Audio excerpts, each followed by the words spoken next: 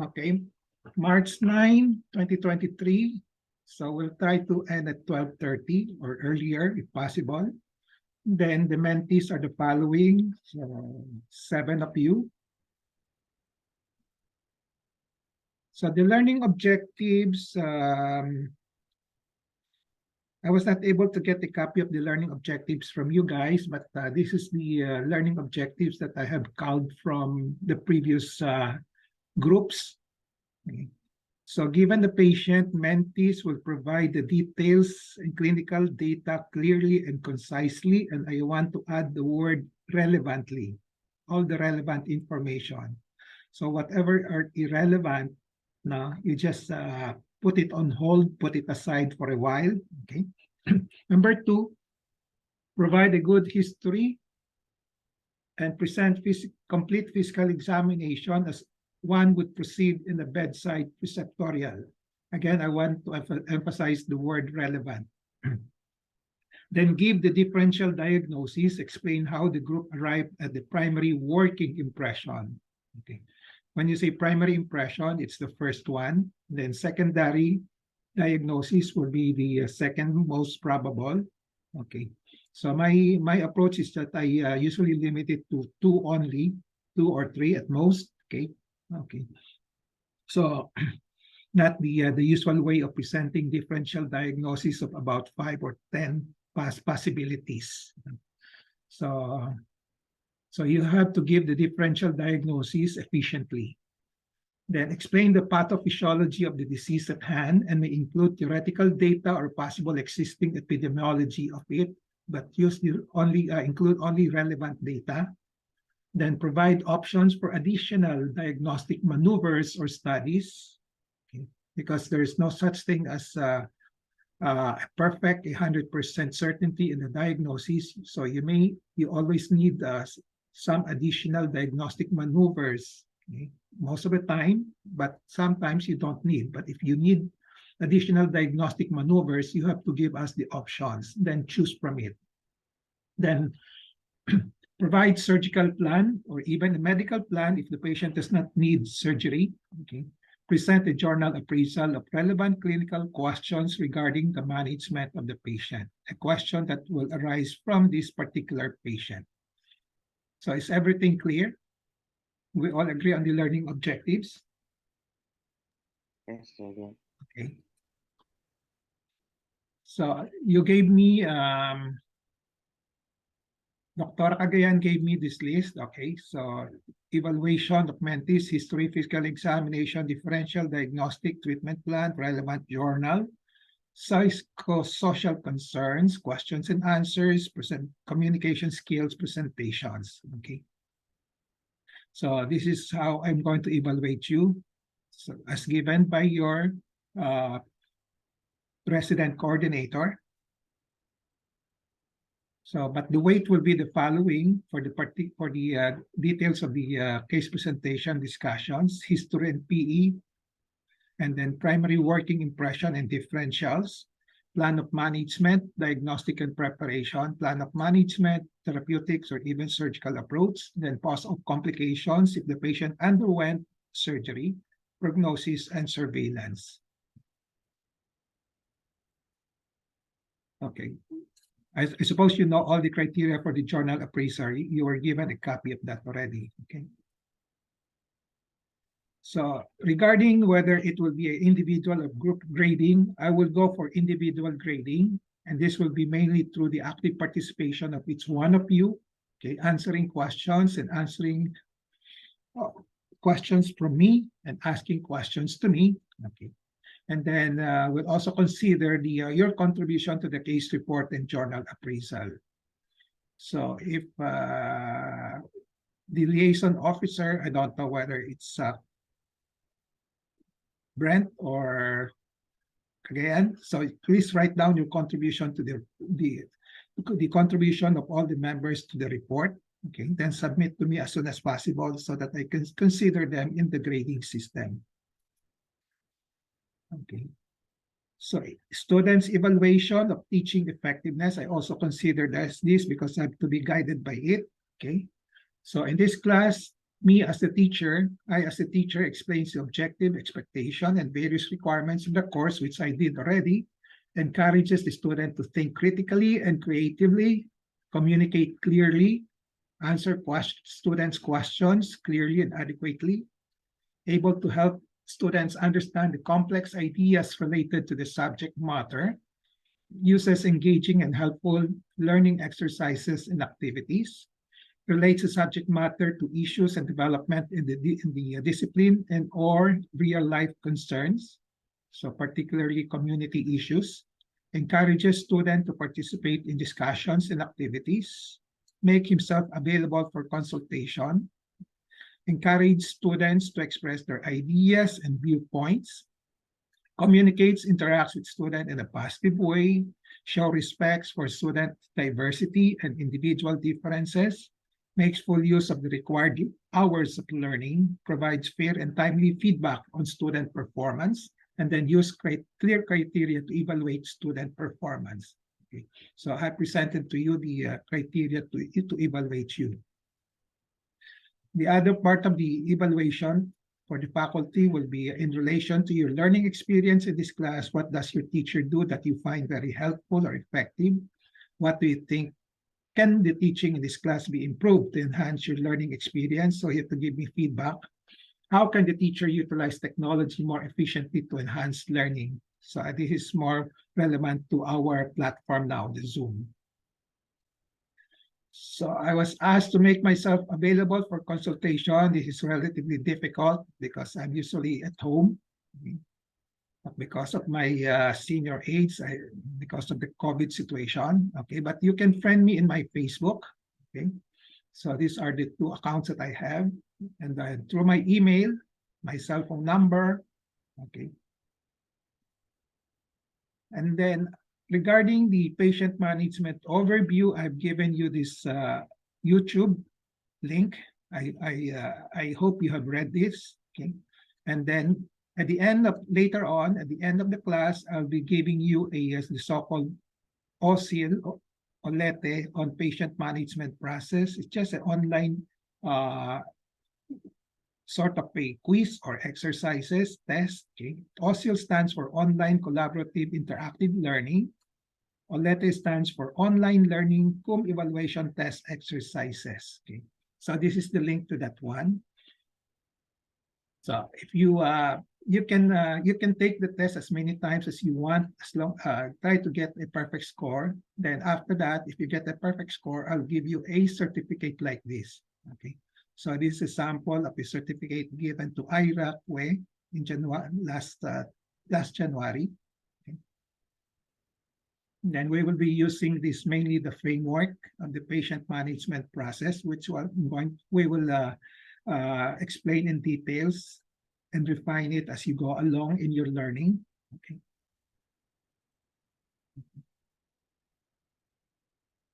Any questions? Everything's clear? Yes, sir. Okay. So what we're going to do, since you prepared it, I suppose you have a PowerPoint, okay? Okay, or a slide presentations. So we will just go through it first. I will not interrupt you, but I will just jot down some of my notes now and questions that I have to ask. Then we will just ask the questions and do some explanations after your presentation. Is that okay with you? Yes, sir. Yes, po. Okay. Who will control the presentation? I'll be sharing po the screen. Okay. So can you share it, or do I have to? Okay. So you can start. Okay. So good morning, sir. I'm Benjamin po. So good morning, sir. Good morning, my blockmate. So this is Block E presenting our SGD presentation. Next slide. Next slide. Next slide. Sir, our patient is CR, a 72-year-old female coming in for left breast mass, presenting as a history of 9-month history of left breast mass 1.5 by 1.5, no associated symptoms such as breast pain, skin changes, no fever, no nipple restrictions, asymmetry, abnormal discharge, bleeding, or weight loss. So this prompted the patient to consult at a private physician and was advised breast ultrasound revealing a hypoechoic solid nodules at the left breast by RADS category 4, meaning suspicious abnormality. Then patient was advised biopsy. Next slide. So 5 months prior to consult, so due to gradually enlarging left breast, patient consulted at a PGH breast care clinic and was advised to undergo core needle biopsy and immunochemistry. This revealed the following results. So for the histopath for the core needle biopsy, the result was invasive breast carcinoma of no special type, nuclear grade 2. Then for the immunohistochemistry, patient the breast mass is ER positive, PR negative, and HER2 negative.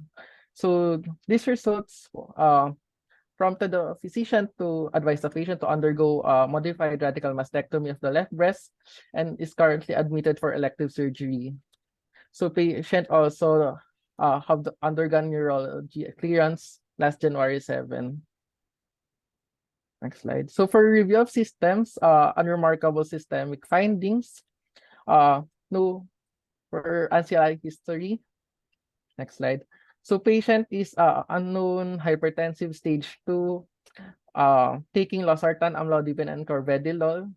Then patient is also a chronic CVD infarct patient, probably left MCA last November 2021. No, so this also patient also has right-sided residuals and is maintained on clopidogrel with her last intake last February 27. Then patient also has dyslipidemia maintained on atorvastatin 40 mg once a day. Patient has no previous surgeries, no prior acute coronary syndromes and tuberculosis, no known allergies, and fully vaccinated against COVID-19. Next slide. So family medical history is unremarkable except for a breast cancer at her sister. Then for personal and social history, patient denies vices, non-smoker, non-alcoholic beverage drinker, denies illicit drug use. For Ebogani history, patient is a G3P3, no history of oral contraceptive use with her menarche starting 13 years old, then menopause at 50 years old. Next slide. So for the patient physical examination, receive the patient awake, alert, conversant, and stable vital signs.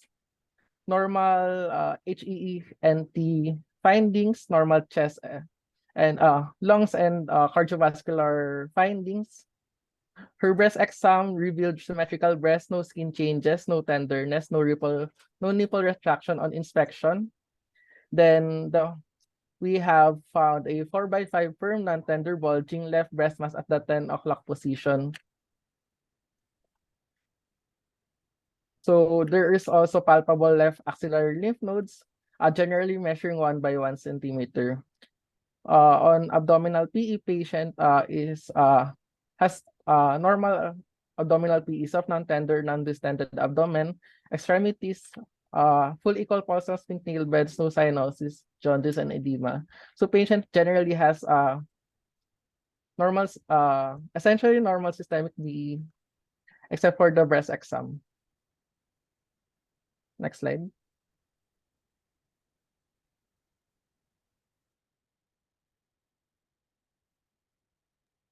So in this picture, we can see the left breast mass at the 10 o'clock position. We also note that it is bulging with no skin changes.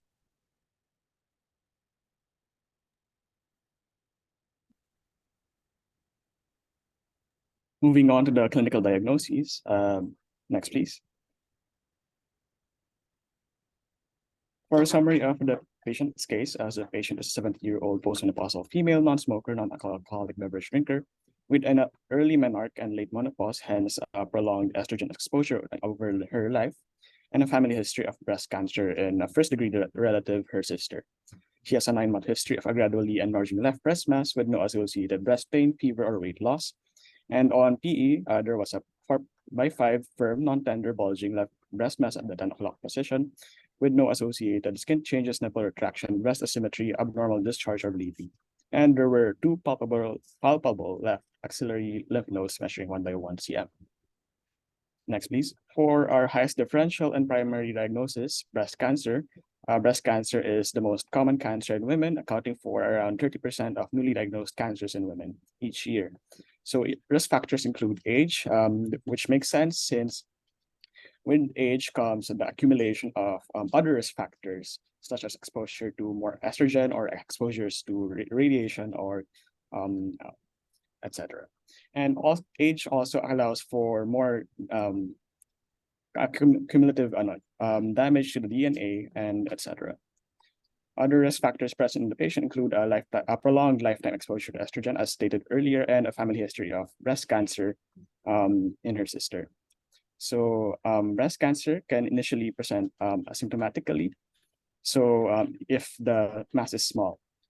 However, with the progressive growth of the breast mass, it may present with other symptoms such as palpable breast mass, and as it expands to the other structures in the breast, it may cause other symptoms. So it could invade the skin, causing skin changes such as ulcerations, discharge, etc. And it can also invade the nipple, the suspensory ligaments of Cooper, causing powder orange, palpable, and retractions. Invasion of the lymphatic system can lead to edema as well as lymphadenopathy. Next, please. Next, here is the Gale model, which is model for estimating the relative risk of the patient for developing breast cancer. So at the time of the patient's first clinical consult, we compute the relative risk as around 3.74. In this model, it assumes that the risks, recognizes that the risk factors for breast cancer, what do you call this, interact. So with this, with more risk factors present in the patient, the higher the patient's risk. So as mentioned earlier, the patient's risk is 3.74 times that of a normal woman.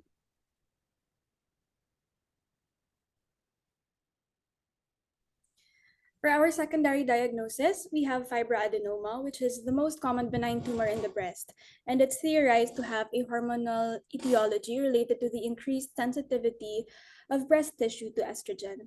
The most important risk factor to consider in the incidence of fibroadenomas is age. And these tend to occur early in age, where it's most commonly found in women between ages of 15 and 35 years. These tumors shrink after menopause and are therefore less commonly found in postmenopausal women, making it less likely in our patient who is a 72-year-old postmenopausal female. Fibroadenomas typically present as a mobile, well-defined, painless, unilateral, benign solid mass that may grow and vary in size.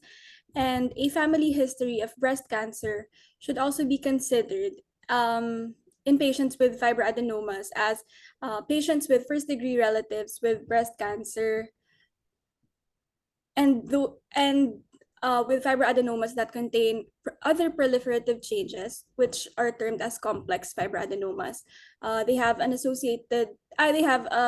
slightly increased risk of cancer. So given this, the patient was clinically diagnosed with breast cancer of the left, given the clinical presentation of an elderly postmenopausal female presenting with a 9-month history of a gradually enlarging, firm, non-tender, bulging left breast mass, with 2 palpable left axillary lymph nodes, and more importantly, a familial history of breast cancer in a first-degree relative.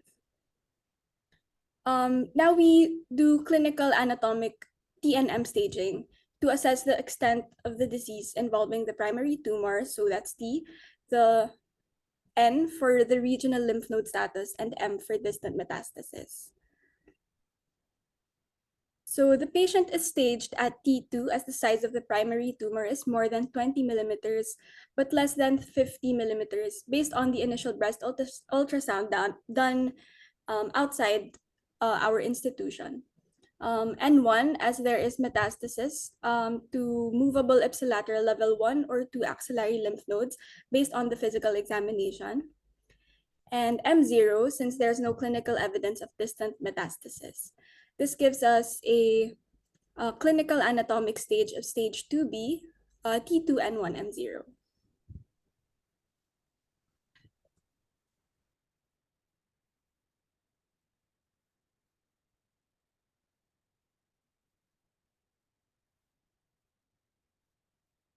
Next slide, please.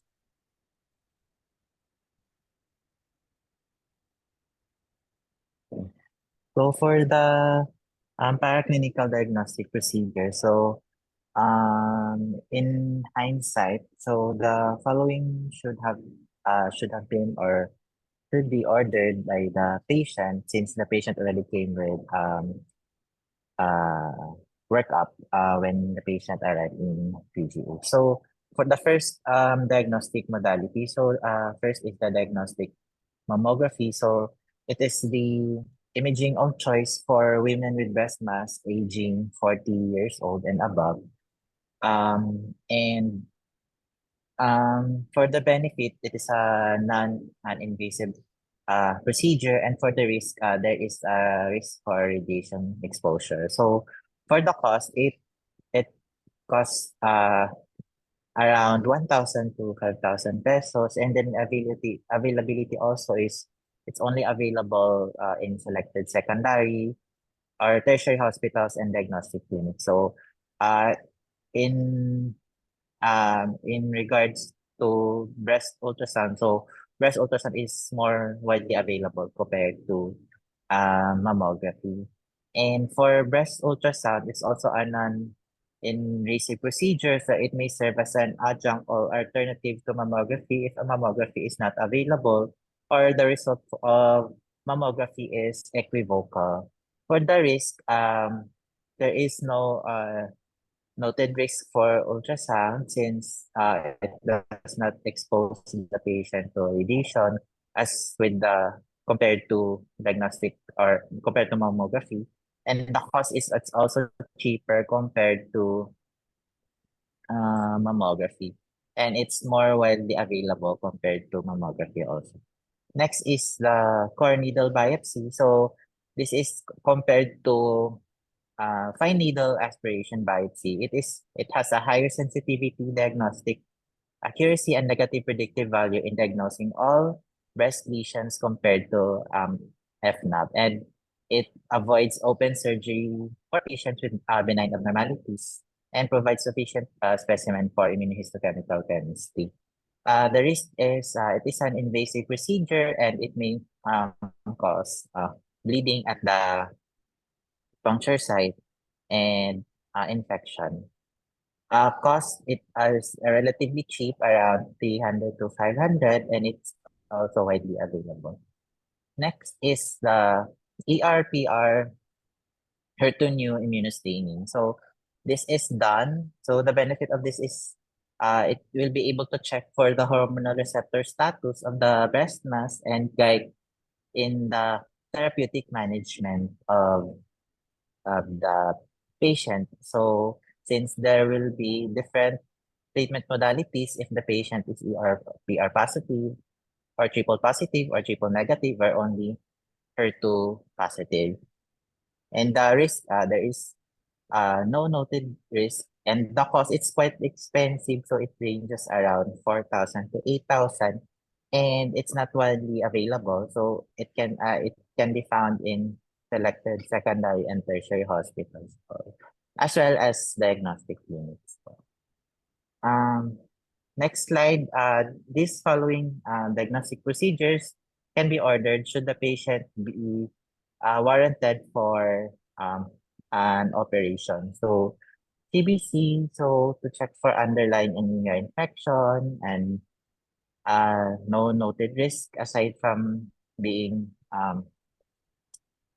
injected by the syringe, and it's also cheap and it's also widely available. Blood typing to identify blood type for the patient in preparation for procedure in case there's a need for transfusion.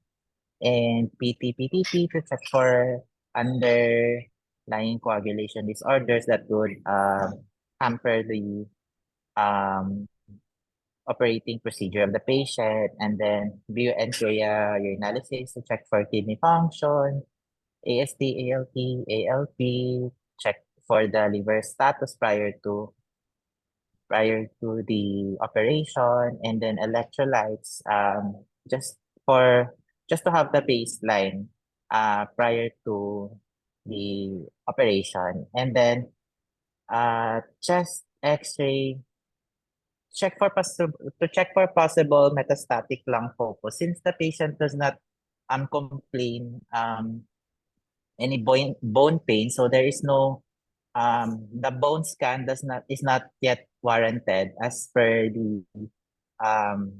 as per the clinical practice guidelines of the DOH. So chest X-ray is the first imaging, since also lungs is one of the most common sites for metastasis of breast cancer. And then 12-lead ECG to check for the baseline cardiac status. And all of these supporting labs is widely available naman po. Okay, so we now proceed with the treatment. So next slide, please.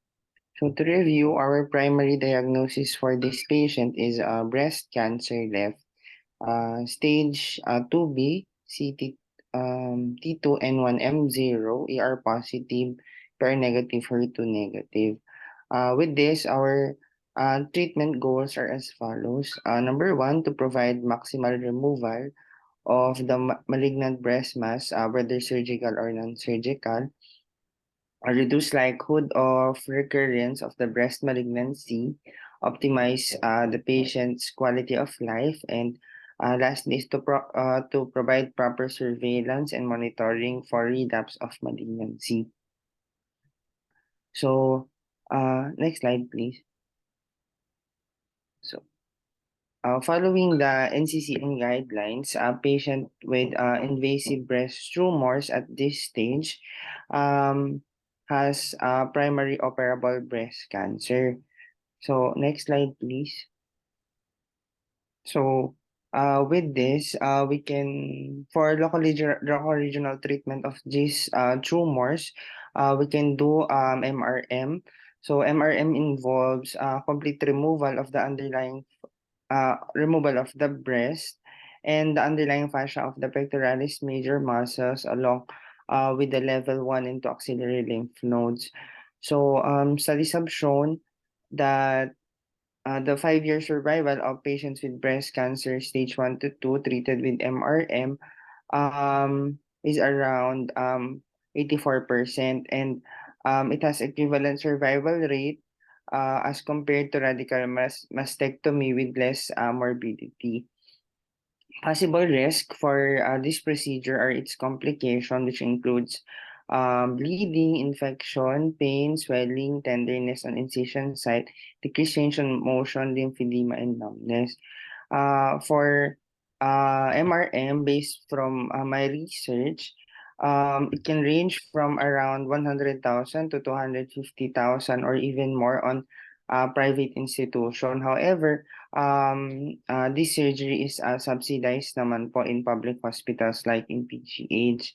And for the availability, MRM can be done in secondary or and tertiary hospitals po.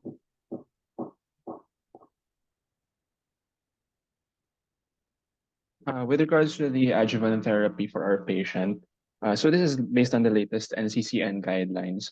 So since our patient has a tumor of greater than 0.5 centimeters as well as node positivity, and since we have not done the 21 gene RT-PCR assay for this patient, then the guidelines actually recommend that we do adjuvant chemotherapy followed by endocrine therapy or adjuvant endocrine therapy alone for this patient.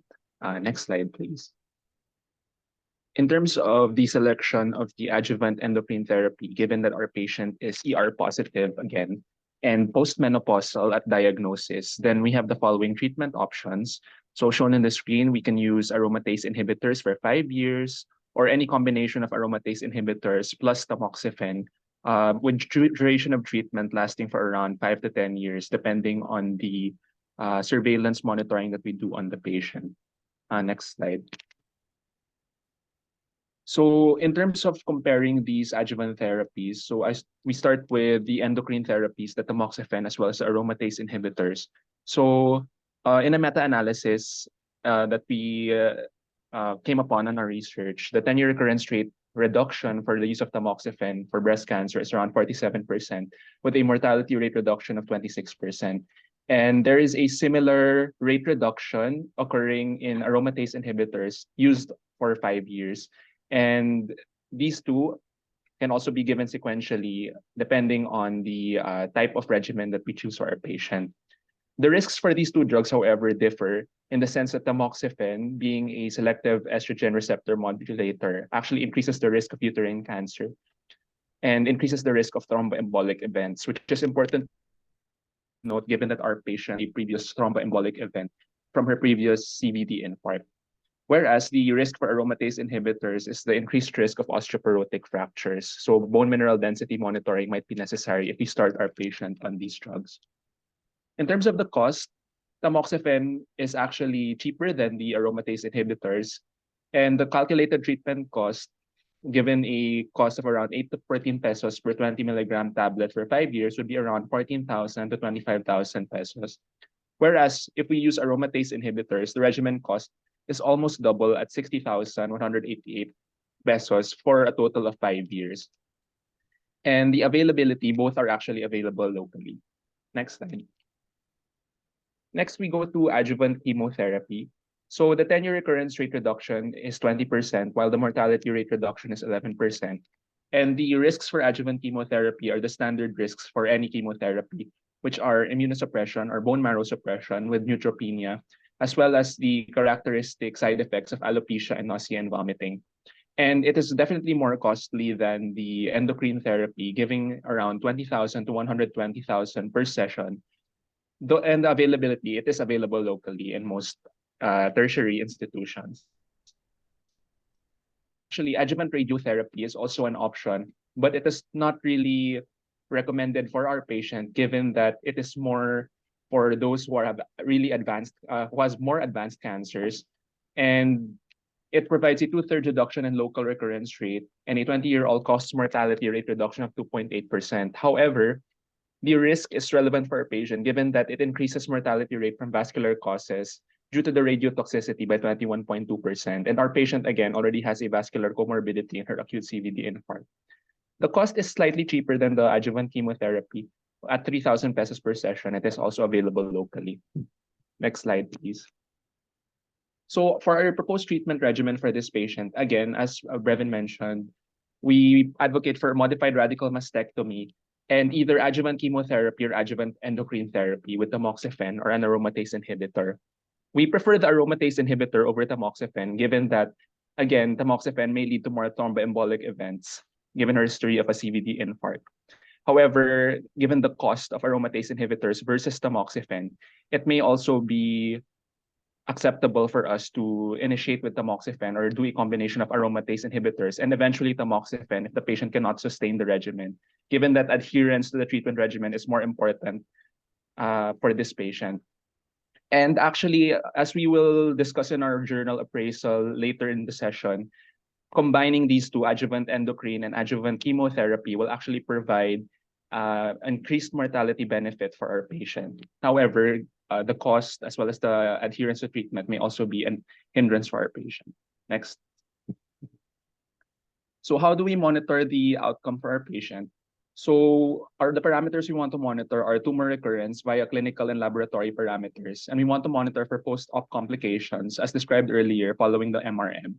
We'd also want to monitor for side effects and complications of our proposed adjuvant therapies, endocrine and chemotherapy, as well as we want to monitor adherence to the proposed treatment plan, including follow-up.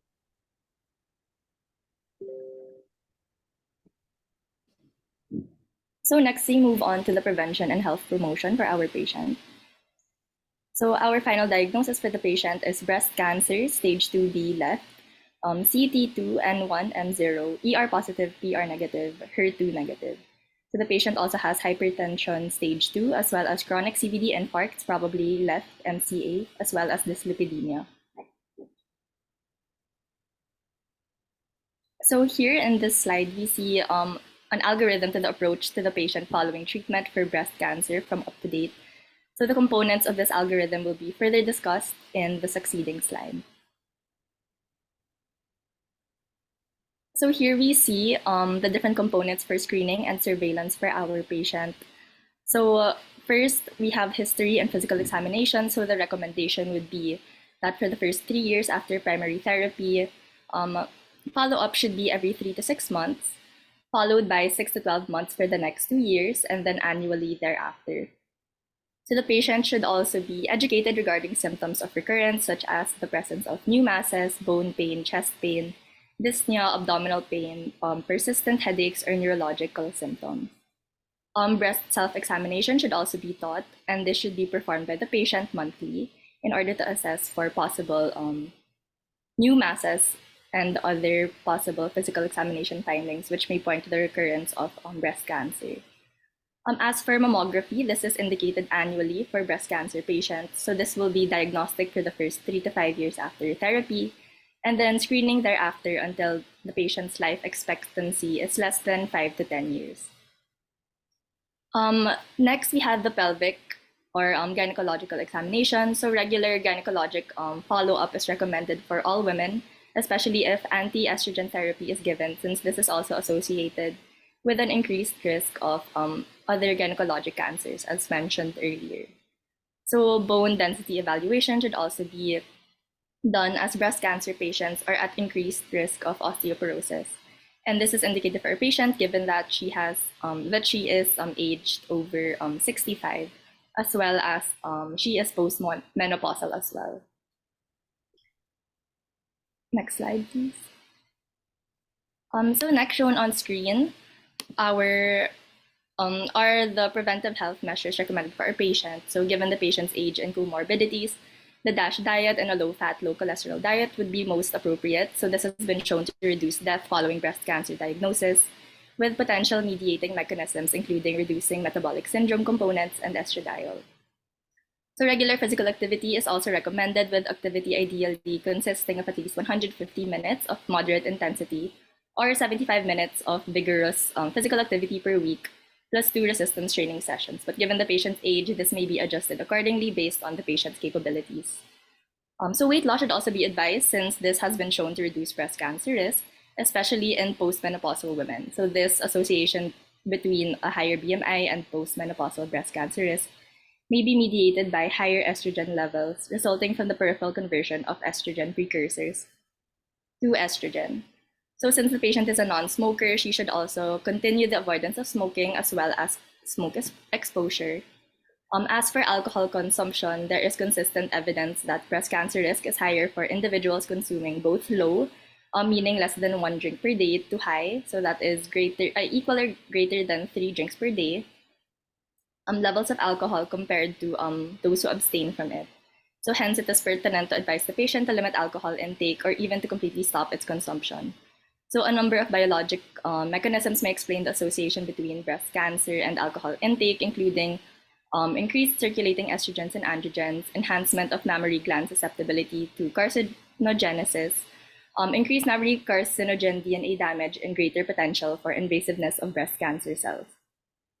So given that the patient is hypertensive, daily BP monitoring and the use of a BP diary is also recommended for more efficient tracking of BP trends and response to medications. So regular and timely immunization should also be advised. So in elderly patients, flu, pneumococcal, and Tdap vaccination should be given. So another important component of health promotion is patient education regarding proper compliance to maintenance medications, especially since our patient has multiple chronic illnesses. And lastly, given that cancer and chronic illnesses in general have been associated with higher risk of developing mental health issues, psychosocial support should be recommended to the patient.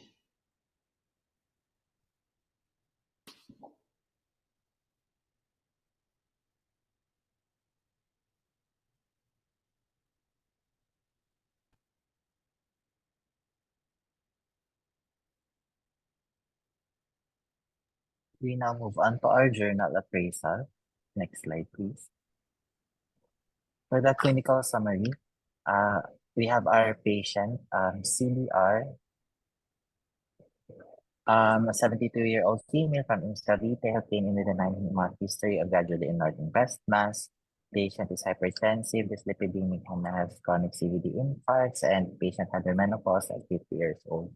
Upon PE, it revealed a 4x5 cm firm non-tender bulging left breast mass at 10 o'clock position and a palpable axillary lymph nodes measuring 1x1 cm. Further workup was done revealing breast cancer stage 2B, left ER positive, PR negative, HER2 negative, and MRM was done last March 7, 2023, and the current plan for the patient is to undergo adjuvant chemotherapy and endocrine therapy. Next slide, please. So for our research question for this patient, among postmenopausal patients with ER positive, node positive invasive breast cancer, what is the difference in disease-free survival rates between those that receive adjuvant endocrine therapy alone compared to those who receive both adjuvant endocrine as well as chemotherapy? So I've highlighted in our research question the pertinent population intervention as well as outcomes that we will measure for our appraisal. Next slide, please. So for this search, we used the PubMed database, and the search initially began with narrowing down the categories using the mesh database of PubMed, narrowing it down to the breast neoplasms and under breast neoplasms, the subcategories of surgery as well as therapy, which yielded 154,762 results. Then we proceeded to narrow it down to our desired patient population, which is those who are postmenopausal, as well as node positive, as well as ER positive. And this yielded a total of 32 results. We then proceeded to narrow it down to our desired intervention, which is endocrine therapy and chemotherapy. And the search narrowed it down to 13 results. And we, again, filtered it down further into randomized control trials and sorted it by the most recent results, yielding 8 articles. And among those 8 articles, next slide, please, we found the following article entitled, "Is Adjuvant Chemotherapy of Benefit for Postmenopausal Women Who Receive Breast?"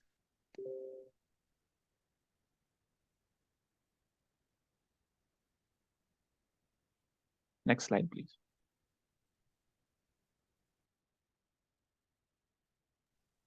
So we now proceed with assessing the directness of this study. So in assessing the directness, we ask the question, does the study provide a direct enough answer to your clinical question in terms of patient exposure and outcome? So as mentioned earlier, in the clinical question, our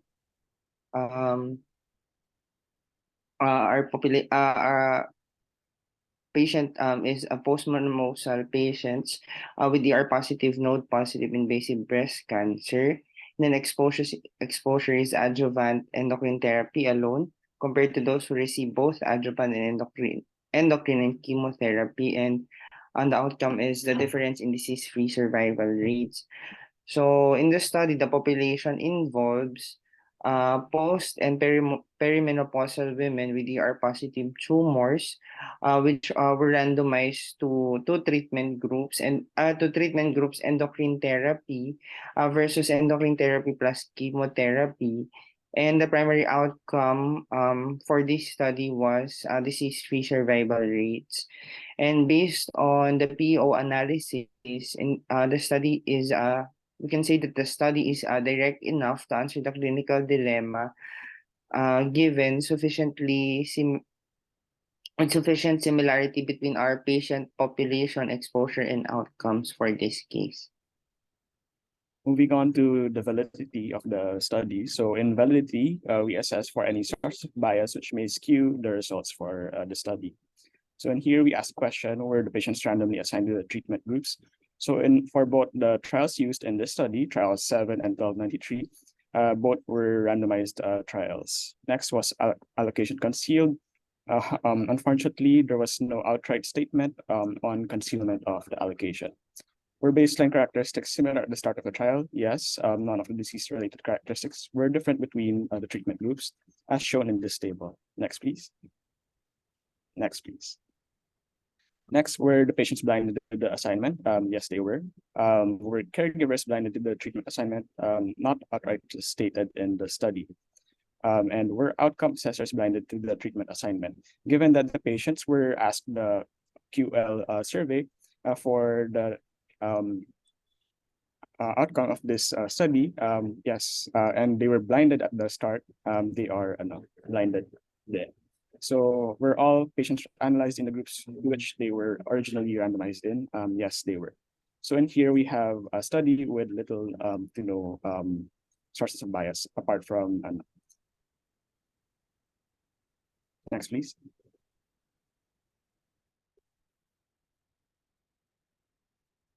Next slide, please. So in appraising results, our first question was how large was the treatment effect? So table 2 on the slide shows the total number of participants in the trials 7 and 1293 presenting the chemoendocrine and endocrine alone therapy done for the patient. So we have total number of 589 for the chemoendocrine, and the endocrine therapy alone was 304. So for our absolute risk reduction computation, so we had 4.41% reduction in the disease-free survival rate in the chemoendocrine therapy group compared to the endocrine therapy alone group. So for the relative risk reduction, so chemoendocrine therapy was found beneficial since the relative risk reduction was greater than 0%. So there is a 6.99% reduction in the relative risk of a disease-free survival event. Then for our relative risk, chemoendocrine was found to be beneficial. So disease-free survival event is 0.93 times more likely to occur when chemoendocrine therapy is given compared to endocrine therapy alone. Next slide. So how precise was the estimate of the treatment effect? So in this question, we consider how narrow or how wide is our confidence interval. So the study was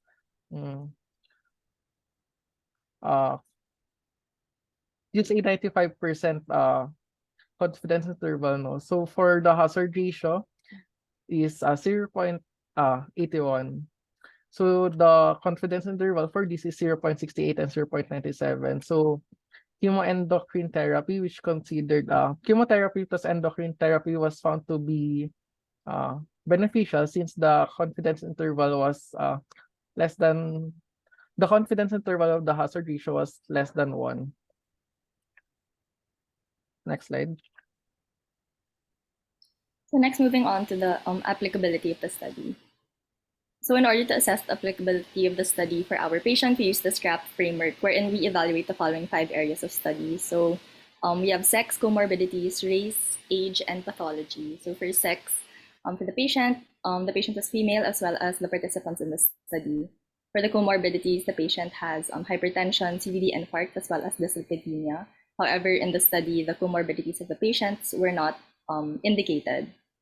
For the race, the patient was Filipino, but for those in the study, this was unspecified. However, the member institutions participating in the trials were mainly from Switzerland, Australia, New Zealand, Sweden, Italy, Slovenia, South Africa, Spain, Canada, and the only Asian country mentioned was Hong Kong. However, just mentioned that possibly other countries were also included in the trials, but these countries were no longer specified. As for the age, the patient is 72 years old, so postmenopausal. And those in the studies, 409 or 46% were less than 60, but then greater than and equal to 60 years old were 54% of the participant population. However, all of these participants were post or perimenopausal women. As for the pathology, so our patient, again, as mentioned earlier, has breast cancer stage 2B left. And those in the study were patients with early breast cancer, axillary nodal involvement, as well as ER-positive disease. So next slide. So as seen in the table above, the study appears to be applicable in terms of sex, age, and pathology, given that the patient characteristics match these particular participant characteristics. However, the comorbidities of the participants in the study were not disclosed, and the specific races involved in the study were not given. Hence, these dimensions remain inconclusive. However, studies have shown that substantial geographic and racial and ethnic disparities in clinical outcomes persist. Hence, these particular dimensions may affect the applicability of the study for our patient. Next slide. So, are there socioeconomic issues affecting applicability? So the short answer is yes. So observed breast cancer disparities are largely driven by social determinants of health, including access to screening and quality cancer care, as well as differences in the risk factors and comorbidity burden, occurring largely as a result of socioeconomic inequalities. So comprehensive cancer treatment is reportedly available in more than 90% of high-income countries, but less than 50% of low-income countries. So with this, access to healthcare and financial status may contribute to the patient's compliance to treatment and follow-up, subsequently affecting the study's applicability. Moving on to individualizing the results. To see how efficient a treatment is or how much of a treatment it takes to prevent an event, we compute the number needed to treat, or the NNT, as shown in the equation on the slide. So for this, we have an NNT of 23. Once we have information on the impact of the treatment on our patient, we can use this to help them reach a decision on whether or not to get the treatment. And we, as the physicians, as healthcare providers, we should involve the patients in the decision-making process, as it would have the greatest impact on them. And this entails providing information in a clear and concise but balanced manner, in a way that doesn't overwhelm them with statistics or medical jargon. So for this, for an NNT of 23, we explained that it means that 23 patients with the same clinical features will have to be given the chemoendocrine treatment for one to have the desired outcome of a disease-free survival. And for this, we answer if we should offer the treatment to our patients. The short answer is not yet, because we, as explained earlier, we know that the patient has several biologic and socioeconomic issues that may greatly affect the outcome of the treatment on her. So we would not yet offer the treatment. And additionally, the study also mentions that several factors, such as the number of positive nodes, the age, and the extraction assay ER values, have an effect on the magnitude of the benefit of chemotherapy. In particular, it's mentioned that there appeared to be only little benefit from adding chemotherapy to endocrine therapy in patients with tumors expressing very high levels of ER and those with only one positive axillary lymph node. So we would probably not offer the treatment for now until there's sufficient evidence of clear benefit for patients with a similar profile as ours.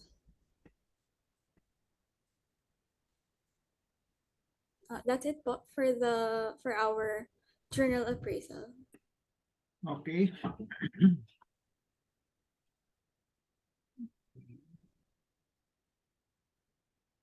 Okay, thank you for the presentation. It was a very comprehensive one.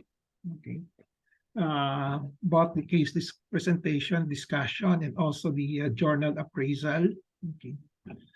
So as I see it, you have followed the template of the journal appraisal. Okay. So it's just a matter of resolving some of the issues in terms of patient management.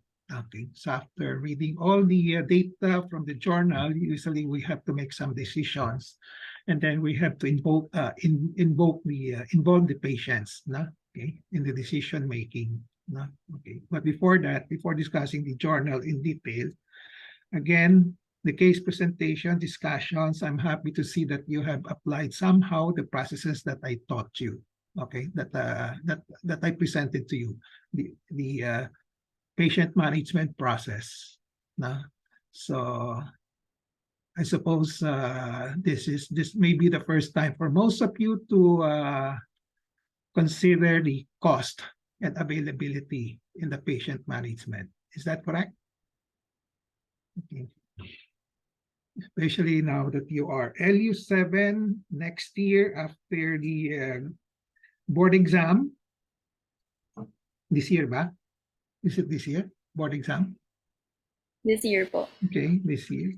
Then you're gonna decide whether you want to join the DTTB program or not, right? Some of you might be joining the DTTB program, Doctors to the Barrio. Okay. So if you join the DTTB, you're going to see the importance of this process, the patient management process, which will, especially in the options for the paraclinical diagnostic procedure and also for the selection of treatment, in which you have to factor in cost and availability, okay, of all the tests and also the treatment. Of course, you have to rely also on your clinical diagnosis, okay, because most of the time you don't have much diagnostic tests. Fortunately, that could be a blessing also, because the presence of a lot of sophisticated diagnostic tests will usually tempt the doctors to utilize all these tests without doing the clinical diagnostic process anymore. Okay, most of the time they jump to the diagnostic test without a clinical diagnosis, without a specific clinical diagnosis. Okay, I think you're aware of that. Working in PGH now. Okay, so you're still in the government hospital, working in the wards, in the OPD, in all the, in the wards and OPD. You see some records that most of the records will contain the clinical diagnosis. Okay, but when it comes to the clinic, or probably also in the clinic, in our clinic, in our outpatient clinic, most of the doctors do not place their primary clinical diagnosis. Most of the time, they just jump to doing the diagnostic test, okay? And then after the diagnostic test, that's the time they zero in on the diagnosis. Am I correct? This is this is true in private practice, okay? In the clinics, that's why patients usually complain that there were no discussions are usually made on the diagnosis, okay? So the patients just ask, do this, do that, okay? Okay. Okay. I think let's start with, where do you want to start? Okay, we can start with the case discussions, no? Okay, then go to the journal. So,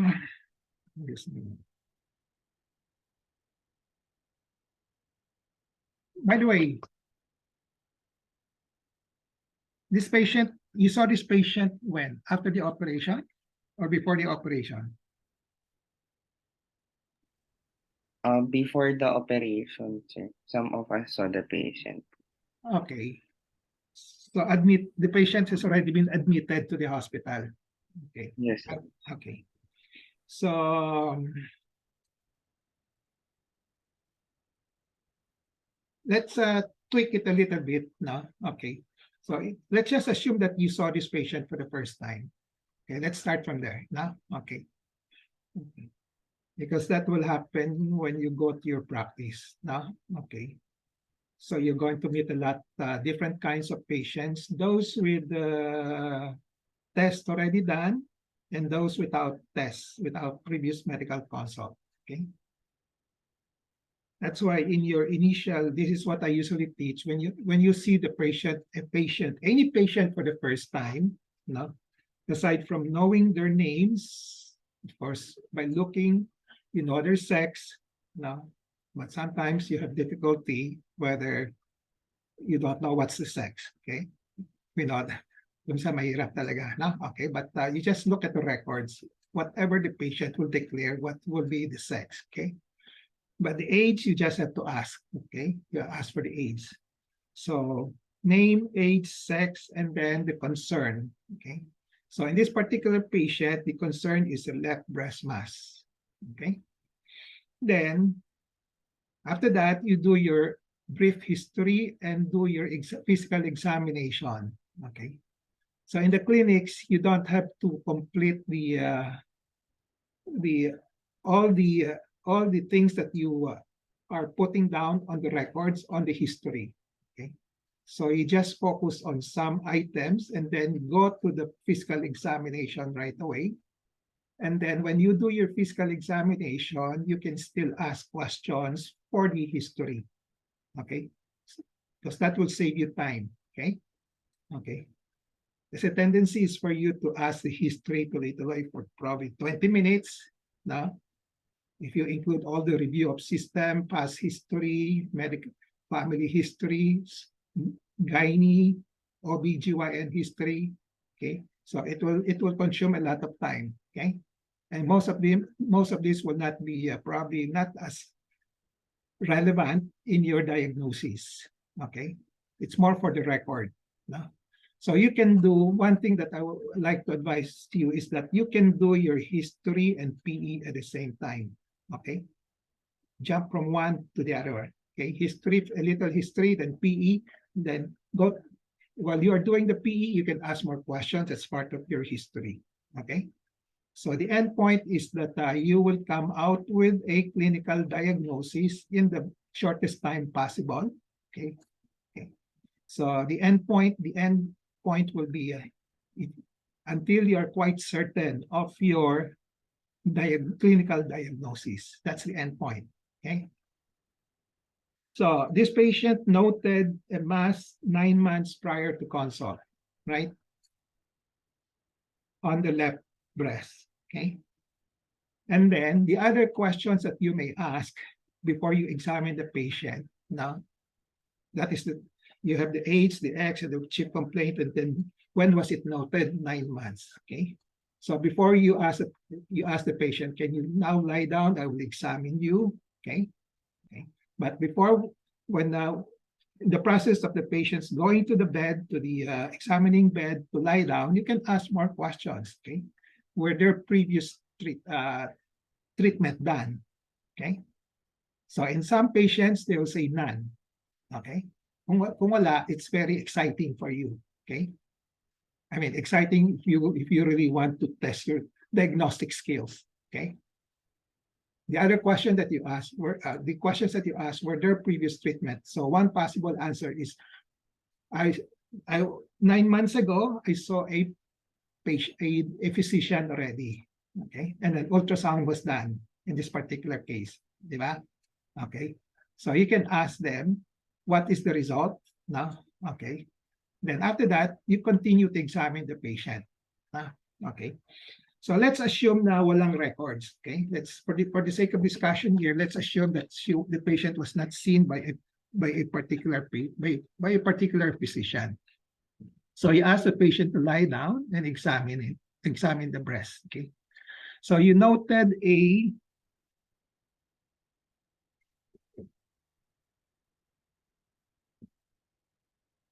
4 by 5 centimeter. Is that 4 by 5 pre-op? Huh? That's pre-op. Okay. So let's assume that when you did your physical examination of this particular patient, you have 4 by 5 and then lymph nodes. Okay. Now, 4 by 5 centimeter in size, located in the inner 10 o'clock, inner upper quadrant of the left breast. Right or left? This is right or left? Left. Of the left breast. Okay. Left breast. With lymph nodes. Okay. Now, in your the other data, the so-called focus breast self-examination will include the examination of the breast and also the axilla. Okay. Then if you suspect something else, if you suspect a malignancy while doing your physical examination, you also have to palpate the supraclavicular area. Okay. And then also examine the liver. Okay. Okay. That's part of your focus breast self-examination. Okay. If there is no suspect of breast cancer, it's enough that you do your breast examination and axillary palpation. Okay. But in the process of doing the physical examination, let's say you see some signs of malignancy already, no? Okay. Then you have to add your your maneuvers to include the supraclavicular areas and also the liver to check if there are signs of spread. Okay. The reason why you check the axilla is if you want to see if there's spread, right? Okay. So if you suspect, hello, are you still with me? Hello? Yes, Sir, sir. Hello? yes, sir. Ah, okay. Yes, sir. Okay, kala ko naputol eh. Okay. So yung, and then on your physical examination of the breast, you have to be more detailed in the describing the characteristics of the mass. Okay, so in your presentation, you mentioned it's firm, it's non-tender, no skin changes. Okay. Okay. So there was no mention of fixation or mobility. Was there? Hello? No Uh, mention po, sir. For the mobility, sir, the mass is non-movable, sir. Yeah, but was it mentioned in your recording? Wala na? Wala. None po. Okay, so add that. No? Always add the mobility. Okay. Okay, it's a pertinent negative. Okay. If it's mobile, no. If it's fixed, you suspect malignancy. If it's not fixed, it's mobile, then it could be malignant, pwede benign. But what's more important if there is fixation or not. So it's a pertinent negative, no fixation. Okay. So the other thing that I like to, which I miss, which you miss probably, you have to describe the border of the mass. Now, the border, whether it's ill-defined or well-defined. Okay. If it's ill-defined, then you suspect malignancy. Okay. So, in examining a patient, the first patient with a breast complaint of the breast mass. By the way, patient presented with a breast mass, you put there on your records, open in quotation marks. Okay. Then you ask the patient, saan yung nakapa? Okay. Okay. Always ask that question before you do your palpation, because a lot of times they will refer to a breast mass to something else other than the breast. Okay. Sometimes they might be referring to a prominent xiphoid process. Yung pala, hanap ka ng hanap, wala. Okay. Or to a prominent ribs. No? Okay. So before you examine the patient, okay, in patients presenting with a chief concern of possible breast mass, ask the questions. Saan yung nakapa? Okay. Then you make kapa. Okay. Okay. That will save time, and also that will save you from embarrassment. Na? Kasi kumisan, siyang nakakapa, hindi mo nakapa. Di ba? Mahirap na sabihin na, ay, oo nga, ano? Ganon. Okay? Sometimes the patients are in the better position to know their breast, di ba? To locate the breast mass. So make sure that when you examine the patient with the breast mass, always ask the question, where did you palpate the mass? Okay? Okay, upon palpation, you saw a mass there.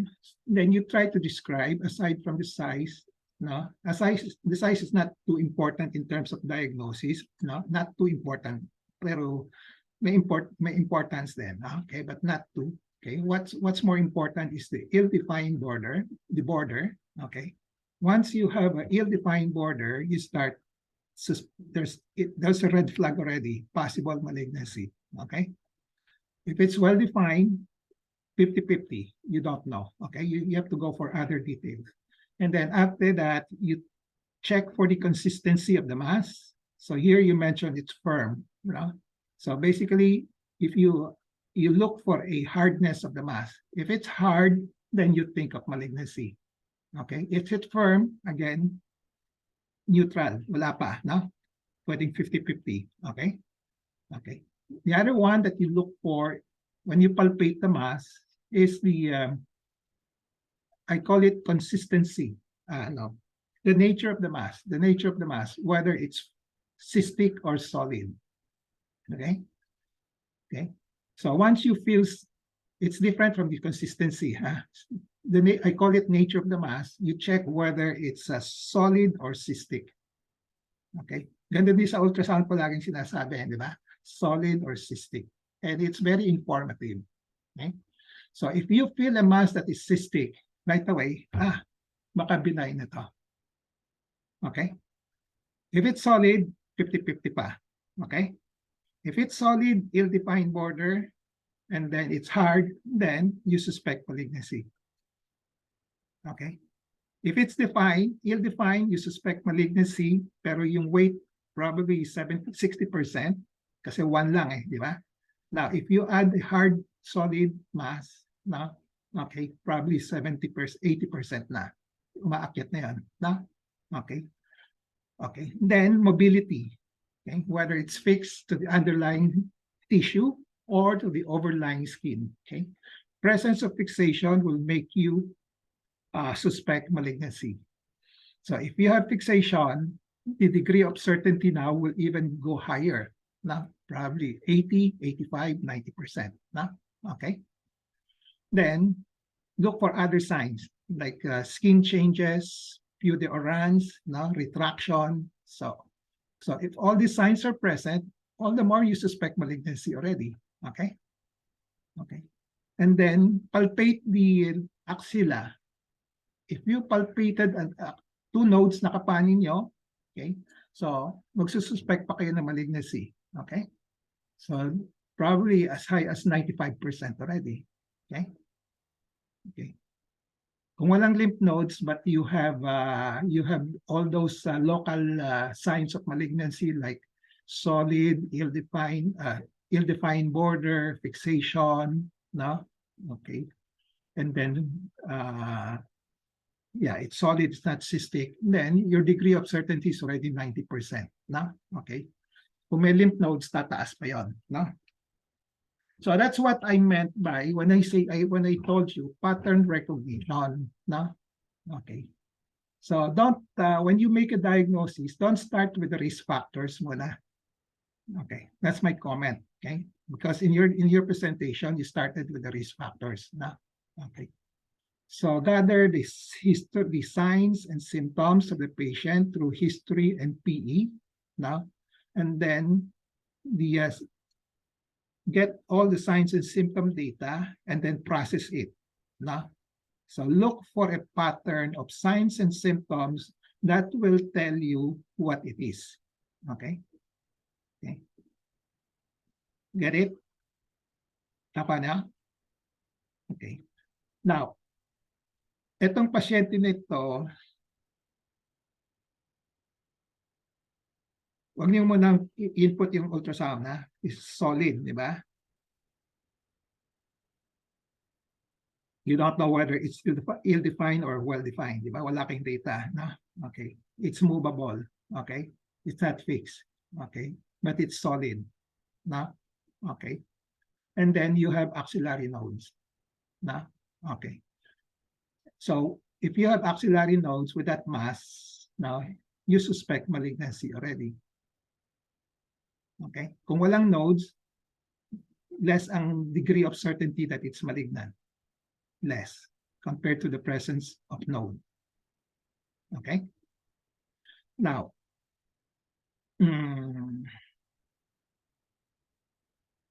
then, after that, you factor in, mauna itong pattern recognition. Then you factor in the prevalence. Yung sinasabi kong prevalence process. Is it common in this particular age group? Now, if you suspect malignancy, may lymph nodes, So, is it common in this age group? It is, di ba? So, that will increase your degree of certainty higher pa. I-increase pa niya. Okay? Now, okay. Now, yung so don't invoke yung other risk factors like wag mo nang gamitin ng mga women, the family history. Kahit na may family history siya, it will not affect it will not I mean, it may not contribute to your diagnosis. Suppose it's cystic. If the mass is cystic,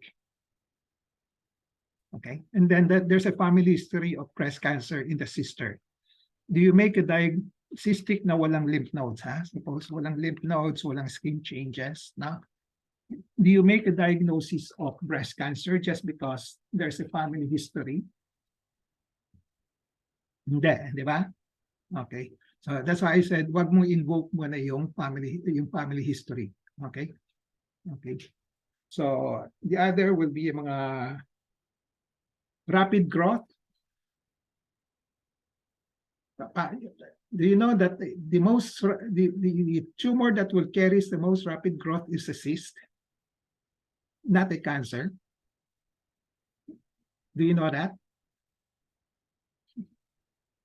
Okay. Pag meron kang pigsa, di ba? Pigsa, sudden, mabilis lumaki yun, di ba? Pag may abscess ka. Okay. So to say that yung mga cancer has a rapid growth, carries the track record of the most rapid growth, it's not totally true, no? Kasi yung benign one, infection, mabilis yun, di ba? In 2 days, 3 days, 3 times or 4 times lumalaki yun, di ba? Yung cancer, it will take probably months or weeks or 1 year before it grow, di ba? Okay. Ganon din sa cystic, yung mga hormonal event, no? Okay. So mabilis lumaki rin yon, na in cystic, na. So rapid growth per se may not indicate cancer. The other one, yung mga estrogen. Wag mo na isama yung mga estrogen na exposure, no? It's not very reliable. Okay. Kasi number one, kuminsan kadalasan hindi mo matatandaan ng mga pasyente when was the mens started, when was the end point, di ba? Okay. So don't waste your time with the don't waste your time by using the length of the hormonal milieu, yung mga period of mens as a factor, as a basis to make your diagnosis. Okay, so just rely on your signs and symptoms to come out with a diagnosis. Kaya na yon, na? Okay. Okay.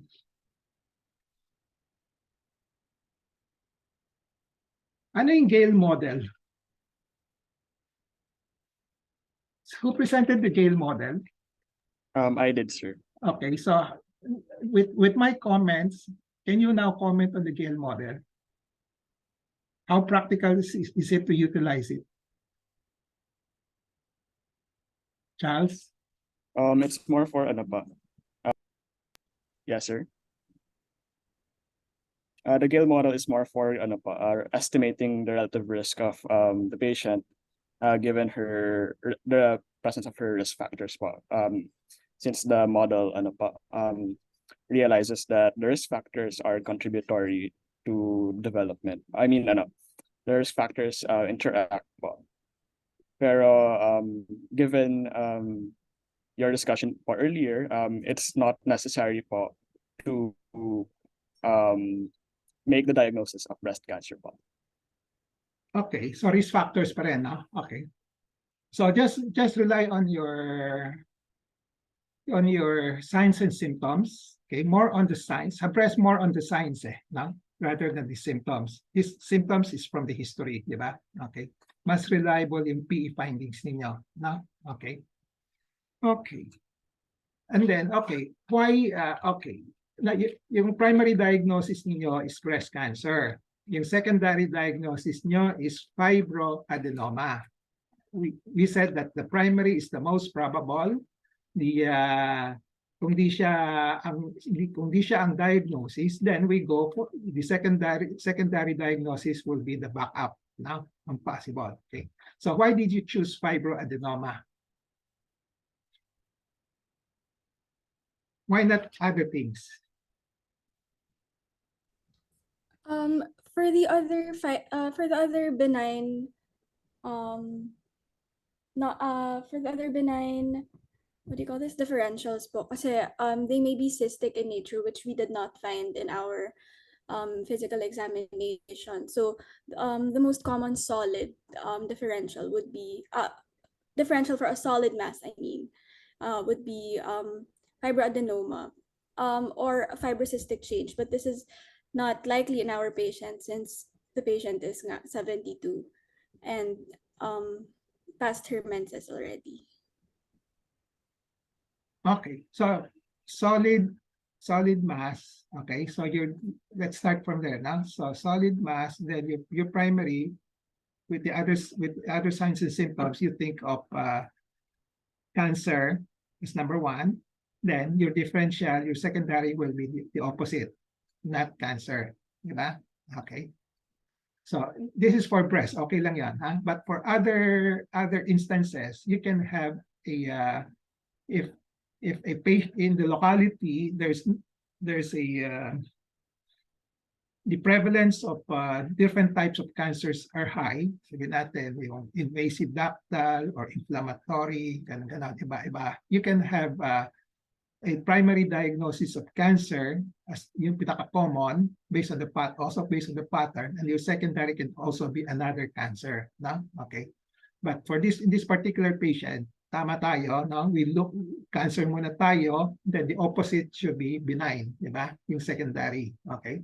So maghahanap ka na ng what would be a possible benign tumor that will present with the same picture, no? May lymph nodes kamo, di ba? May lymph nodes, hard mass, no? Okay. So does fibroadenoma present with that, may lymph nodes? No, sir. Okay. So you try to think of unless you can explain, baka yung lymph nodes niya, baka inflammatory lang. Okay. Baka may sugat siya sa kamay, kaya nagkaroon siya ng inflammatory lymph nodes. No? Okay. But if you're convinced that, that there's a lymph node that's part of the metastatic or spread process from the tumor in the breast, no? So you think of a benign condition that could present the same picture.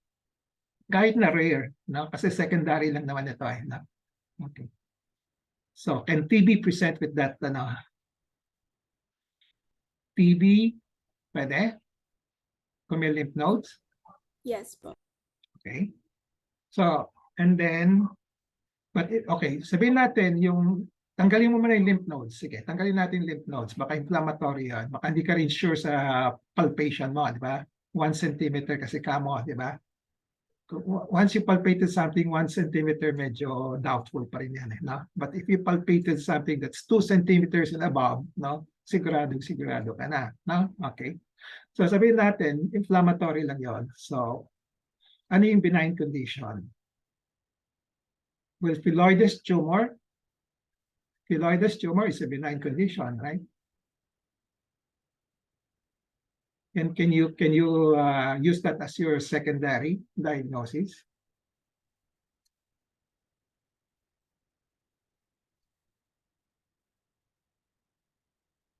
As you mentioned, fibroadenoma is very, very rare in this particular age group, di ba? Unless, sabi ng pasyente, it has been there for the past 20 years, 30 years, di ba? Some patients can present with such a history. Andun na yung bukol ko for the past 20 years. Ngayon, lumaki na, this size. No? Okay. So you can include fibroadenoma. No? Okay. Pero kung recent lang siya, noted 9 months ago, plus or minus, let's say 1 year, baka andyan na yan, even before. No? So you think of other conditions. So phylloides probably would be the closest. No? Phylloides tumor, the classical one will present with solid and cystic components, yung malaking-malaki na. No? Okay. Pero for the earlier stage of phylloides, usually solid siya muna. No? Okay. And then this is more, phylloides is more common in this age group also. Di ba? Okay. Okay. So anyway, kumisa mahirap yung secondary, pero focus on the primary. No? Okay. But just think of the principle that there's no such thing as 100% sure in your primary. So dapat may backup ka. No? Okay. Okay. Huwag ka magbibigay na 100% sure ako dito sa primary ko. Okay. Palaging may backup. Na? Okay. Okay. Okay, let's now go to the paraclinical. So your primary diagnosis is breast cancer, okay, on the basis that it's solid, it's You didn't mention about the border, okay lang. It's then lymph nodes, no? Lymph nodes ang basis ninyo, okay? So, a mass and then lymph nodes. Basically, those are the most important basis, no? Okay, for the breast cancer, okay? So, if you were the one who saw this patient at this time, now you were suspecting breast cancer, 72 years old, just based on the mass, solid mass, and then lymph nodes. Now, what will be the next step that you're going to do? Okay. Sabihin natin less than 90%. Okay.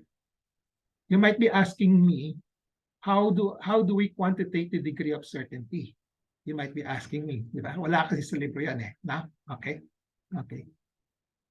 Honestly, I don't have a definite answer there up to now. Okay? I've been looking at the internet, no? Wala akong makitang magandang to back me up, na? Okay? But we know that this usually is going on in the minds of the doctors. Even you, when you examine a patient, di ba? So you come out, ano ba ito? Sigurado ba ako ito? How sure am I? No? Can I proceed with the treatment na? Di ba? Tama? You've experienced, I'm sure you experienced that. Once you see a patient, palaging trying to come out with a diagnosis, then ano kaya ito? No? Am I quite certain? Am I not certain? Di ba? Tama? Yes or no? Can I have a show of hands? Yes? Okay. So, wala akong makita na, so kasi I was looking at yung mga freak, yung tawag doon, possibility, probability, yung mga ganon, na? Yung mga sensitivity, na? Specificity. Mahirap i-apply yun, na? Okay. So, to the point that I just came out with something that will be akin to yung mga lab test natin. If it's 90%, saka yung mga confidence interval, 90, 95%, di ba? Ganun. No? So if it's 90%, I just say it's quite certain. No? If less than 90, no, not certain. Ganun lang, dichotomy lang. No? Okay. So quite certain, 90%, certain. Okay. When you say quite certain, you just put a numerical figure, a numerics na 90% and above. No? Okay. But not certain, less than 90. Okay. Okay. So, and then, anong basis for saying you're quite certain? That's another thing that I have to teach you now. If you base your diagnosis on the signs, yan papasok yung pattern recognition. If you base your diagnosis on the signs, no, and then nare-reinforce siya by the symptoms, okay, hindi siya nagko-contradict, no? Okay, complemented by the symptoms. And then, if by prevalence, na-reinforce pa rin, then you can say that you're quite certain. Okay? But if you are, in general, if you just base your diagnosis on symptoms, walang sign, no? Pwede ding may supported by prevalence, you can put it under not quite certain. Okay? Because we know that symptoms kuminsan hindi siya reliable, di ba? Okay? More so, if you base your diagnosis on just the prevalence, no? Okay. Mahina yung prevalence, di ba? Just based on the prevalence, no? Sabihin natin, may tumawag sa iyo na relatives mo. I'd like to consult you, my 72-year-old mother, my patient na may breast mass. Sasabihin mo, ay baka cancer yan because of the age, di ba? So when you mention that, when you state that your diagnosis is most likely breast cancer, you are basing it on prevalence, di ba? Okay. So you categorize this as not certain because you have not done the physical examination, you have not gathered other data. No? Okay? Okay? So ganun ang basis ginagamit ko ngayon, no? And then of course, you just base it on your experience, no? Okay. So as you grow, as you mature in your experience, no? What it's initially not certain, magiging certain, no? Kasi kung may experience ka na in seeing more patients, no? In gathering more yung mga information, that will that will improve your degree of certainty, you can jack it up. No? Okay. So I won't fault you if at your stage, now sabi mo, I'm not certain because at this I'm just an intern, okay lang sa akin, di ba? Okay. If you're not certain and you justify it by doing a lab exams, I will not fault you for that. Di ba? Okay. Kasi yun ang basis for doing the lab exams, para clinical. Na? I'm not quite certain, so I have to do a lab exams. Di ba? But if I'm quite certain, kasi you also see some doctors, some consultants, hindi na sila nagla-lab exams, di ba? Okay? Kasi quite certain na sila di ba? Alam na nila kung ano yung nakikita nila. Okay? So they can forego with the lab exams. Okay? Is that clear? I hope it's clear kasi this is something new. I know it's something new for all of you. No? Okay? But I assure you, you will validate yung mga tinuturo sa inyo in your practice and even in the future. No? Okay? Hindi sinusulat sa libro yan. I've been looking for all these things, wala sa libro yan. No? Okay? So, going back, 72-year-old female, sabihin natin, breast mass solid with lymph node metastasis, you're suspecting primary diagnosis, breast cancer, less than, sabihin natin, 80% sure ka lang. Kasi yung axillary lymph node, mahirap mag-examine din yun, di ba? Okay. So what diagnostic tests would you use? No? So we are now at the stage of paraclinical diagnostic. No? Okay. So ang rule nito, you want the objective of doing a paraclinical diagnostic procedure is to firm up your primary diagnosis muna, not the secondary. Okay? And not to cover everything. Huwag mo isi-shotgun. No? Okay? In practice, a lot of times they do shotgun diagnostic tests para ma-pinpoint lang which one. No? Okay? So focus on your primary. Okay? So which is CA in this particular patient. No? Okay? So, okay. Yung sino nag-present sa paraclinical? Who presented sa Bilbao? Okay. Yes po, sir. Okay. 2 comments here. Okay. Sinama mo na lahat kasi. No? So, ang objective mo is to firm up your clinical diagnosis. Okay? Kung gusto mong magkaroon ng ancillary information, like extent of the disease, that's another story. Or preparing the patient for the operation. No? Ihiwalay mo. Ihiwalay mo yun. No? Kasi paraclinical is to firm up the clinical diagnosis. No? So if you want to firm up your clinical diagnosis, primary diagnosis of breast cancer, you will choose number 1, mammo, ultrasound, and biopsy. Diba? Different types of biopsy. Na? Okay. Tama? So hindi mo muna isasama itong mga ERA, yung mga, ano pa ba yun? Yung CBC is preparation for the, diba? For the operations. Parang clearance lang yan, diba? Tama? Okay. So you focus on mammo, ultrasound, and biopsy. Tatlo. Okay? Of course, there are people would also consider CT scan, MRI. No? Okay. Those are things that people do. No? But you have to choose which one. Okay. So you can list down all the things that are magulo yung medicine, di ba? Okay. So maraming those who are in the business of MRI sabi maganda yung MRI kasi mammo ganun. So ipo-promote nila yung MRI, di ba? Okay. So you list down the options. Sabihin natin mammo, ultrasound, biopsy, CT scan, MRI. If you have another one, thermography. Have you heard about thermography? Thermography? Wala. Okay. So okay. Sabi ko marami yan, ha? Okay. So kung minsan may maririnig ka na, baka pwedeng ganon. Especially those trying to sell their, to promote their product. No? Okay. So even the biopsy, sasama po yung tatlo. Yung core, Di ba? May core needle, may fine needle. Fine needle, you don't exclude fine needle. Fine needles is an option. And then core needle, and then open biopsy, open yung may hiwa, na? Okay? So isasama mo lahat doon, na? Okay? Okay, just for the sake of discussion, to limit our discussion, sabihin natin, mammo, ultrasound, and biopsy. Ko-compare mo yung tatlo mo na. Ha?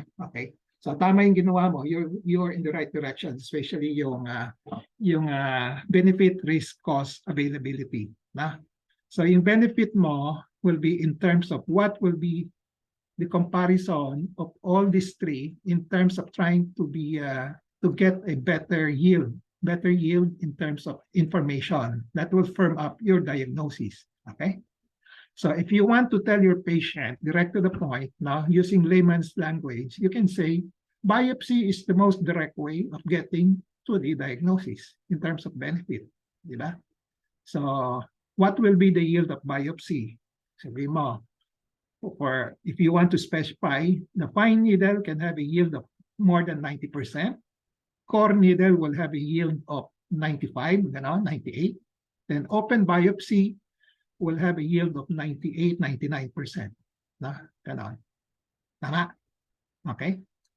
And then, you compare also, sabi mo, yung mammo and ultrasound are indirect ways. Imaging kasi yun eh. Di ba? Okay? Yung biopsy is a direct way. The two are indirect way. No? Use on imaging. Okay? Okay? So that's how you can explain to the patient. No? Okay? Now, what will be the... okay. Before I leave this biopsy, kanina sinabi kong tatlo, no? Needle, fine needle, core needle, and also the open biopsy. Okay? Tatlo, di ba? And then I mentioned about 90%. Okay. So kung 90% ang fine needle, 95% ang core needle, and then yung open biopsy is 98%. No? Okay. Actually, you can choose the fine needle first. Okay. You are justified. I-justify mo lang. Okay. If the fine needle will have a yield of less than 90, wag mo na isama. Okay. Okay. Kaya sinasabi yung cut-off sa mga laboratory tests ngayon. If it's being done, usually acceptable na yung 90%. Na? Okay? Okay. So, kung yung fine needle is 90%, pwede na yon. Okay?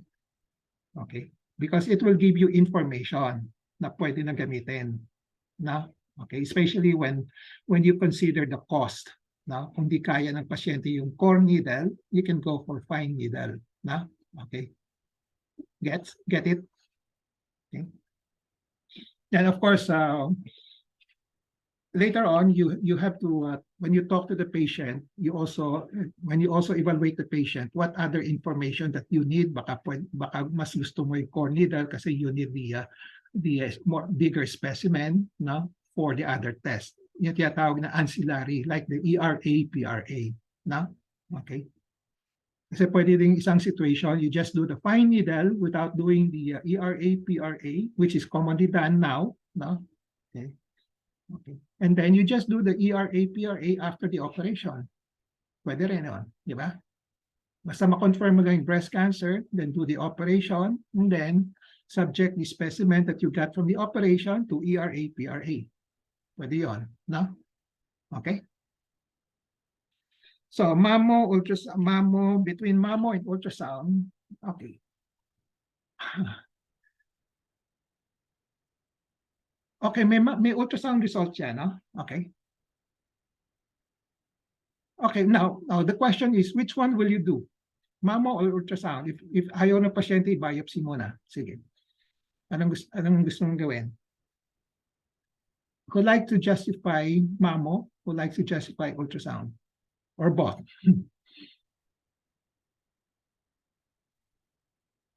Kagayan. Sige nga. Bettina.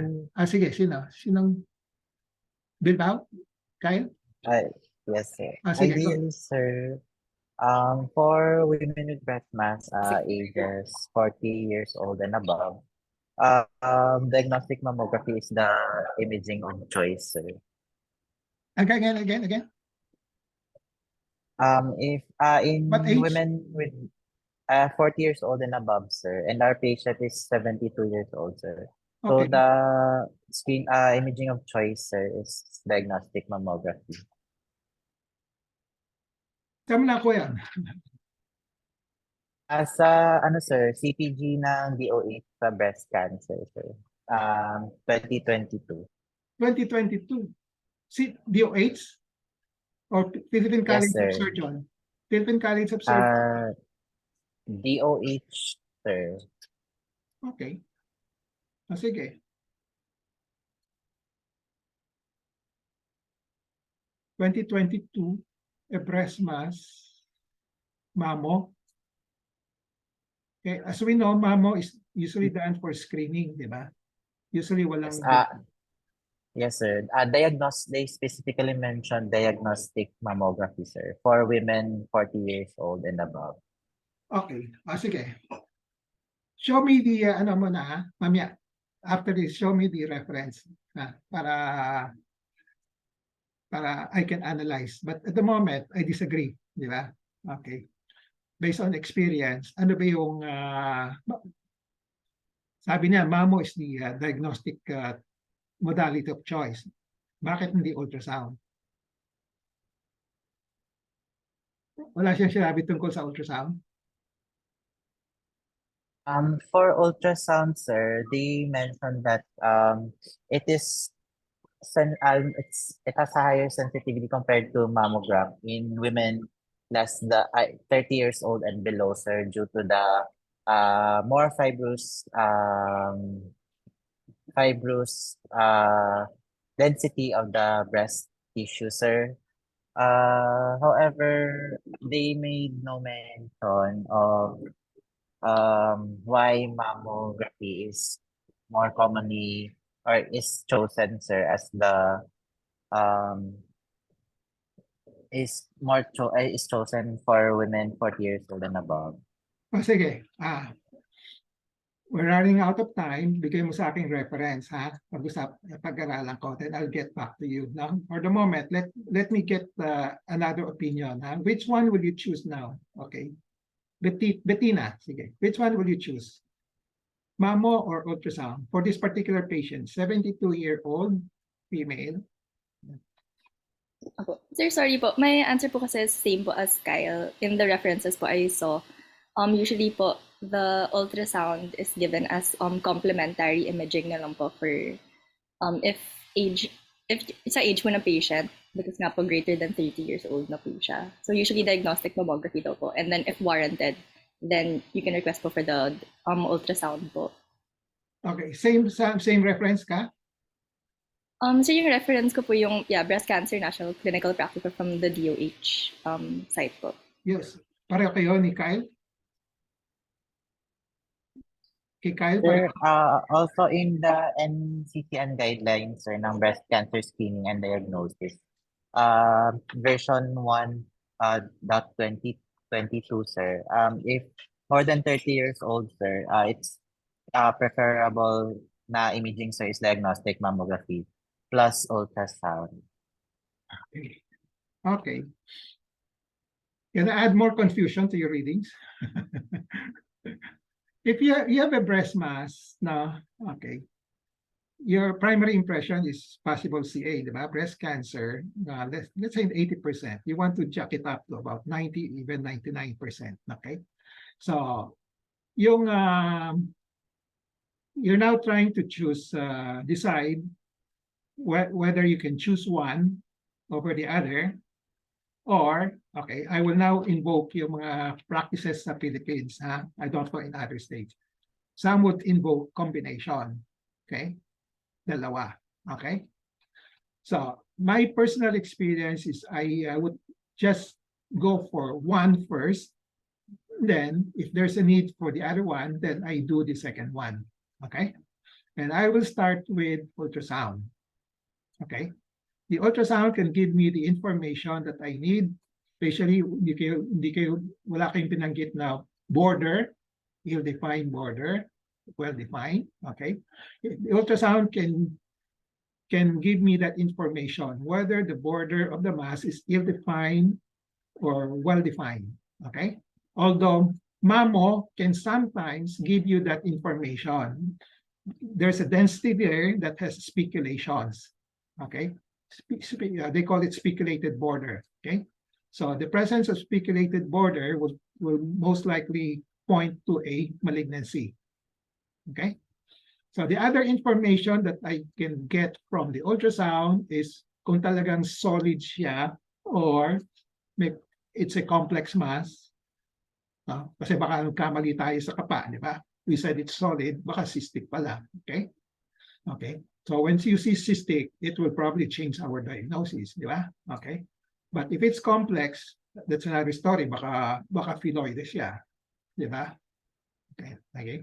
So the other information that you can get from the ultrasound is the lymph nodes, di ba? Lymph nodes, sine-check nila kung talagang meron, marami o ano. Okay, of course may mga hindi siya 100%, may mga false positive, false negative.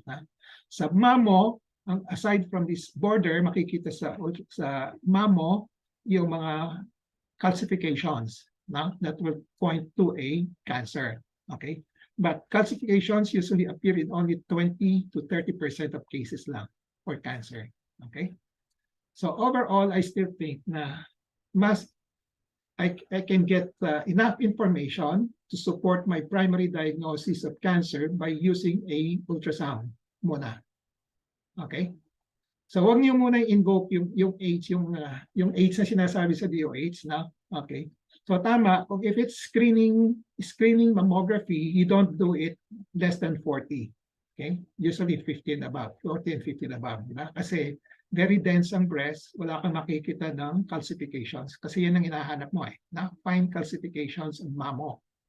Okay, if you do mammography on a patient younger than 40, dense yan, puti lahat yan. Wala kang makikita yung mga fine calcifications. Okay?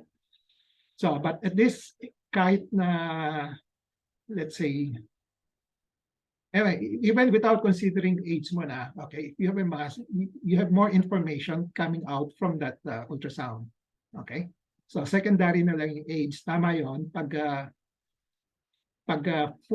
35 and below, there's a breast mass. Now, you can invoke the age. Sabihin natin, age kasi bata pa siya, kaya hindi kailangan ng mammography. No? Pero the usefulness of the ultrasound already point to you, will convince you that you go for ultrasound. Okay? Without comparing it to the mammo already. No? Okay? Okay. Now, okay. Ito yung input ko sa clinical practice in the community. These are the social issues. When you do your mammography, most of the time they give you a BI-RAD 0. You know what a BI-RAD 0 means? Sir, I think that would recommend another ancillary ultrasound to confirm the diagnosis. Good. Okay. You have noticed that, no? Okay. So if you compare 100 patients undergoing mammo, 100 patients undergoing ultrasound, sa ultrasound, 99% meron siyang BI-RADS 1, 2, 3, 4, 5. Sa mammo, pakita mo, 98, at least 90%. Kung mammo lang, BI-RADS 0. Nasabihin nila, dagdagan mo yung ultrasound. Okay? So that's a practice which I like to, I cannot openly criticize, no, but I'm telling you, no, okay. If you look at the, meron na kayo experience with mammo? You have seen reports of mammo? Meron na? Kahit na isa. Previn, may nakita ka na? Yes, sir. BI-RADS 0, di ba? Yes, parang may kailangan ng additional imaging. Palaging ganon. So some centers would say, pag nag-order ako ng ultrasound, ayaw nila pumayag. Kailangan combine. No? Kino-combine nila. Or when you do mammo, sasabihin nila, dapat mag-ultrasound ka pa before we give you the diagnosis. Okay? So that's the reality in the community. No? Even abroad, marami ring mga BI-RAD 0. They don't like to commit. No? I don't know why they don't like to commit. Because based on the MAMO is a diagnostic test. By itself, it should tell you a diagnosis. Diba? Sasabihin niya, presence or absence of microcalcifications, no, may makikita kayo, no evidence of findings suspicious for malignancy. Despite that, sasabihin nila, BI-RAD 0. Okay. Poor patients, poor Filipino patients, pag nakita ng BI-RAD 0, nga, ano, sige, magpapa-ultrasound na kami ulit. No?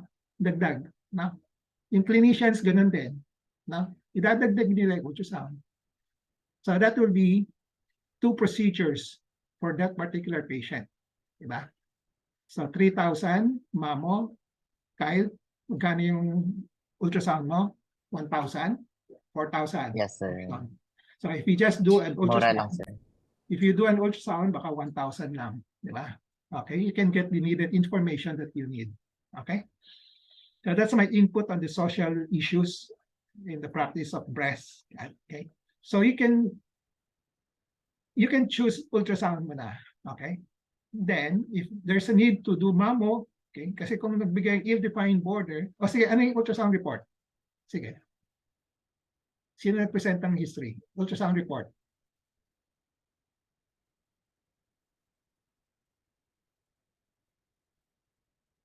She had an ultrasound, di ba?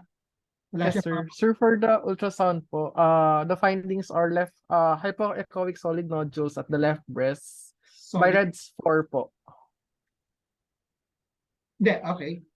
Ano pang description? Solid, border. Hypoechoic nodules, sir. Tapos M1 0.63 by 0.32 cm retroareolar.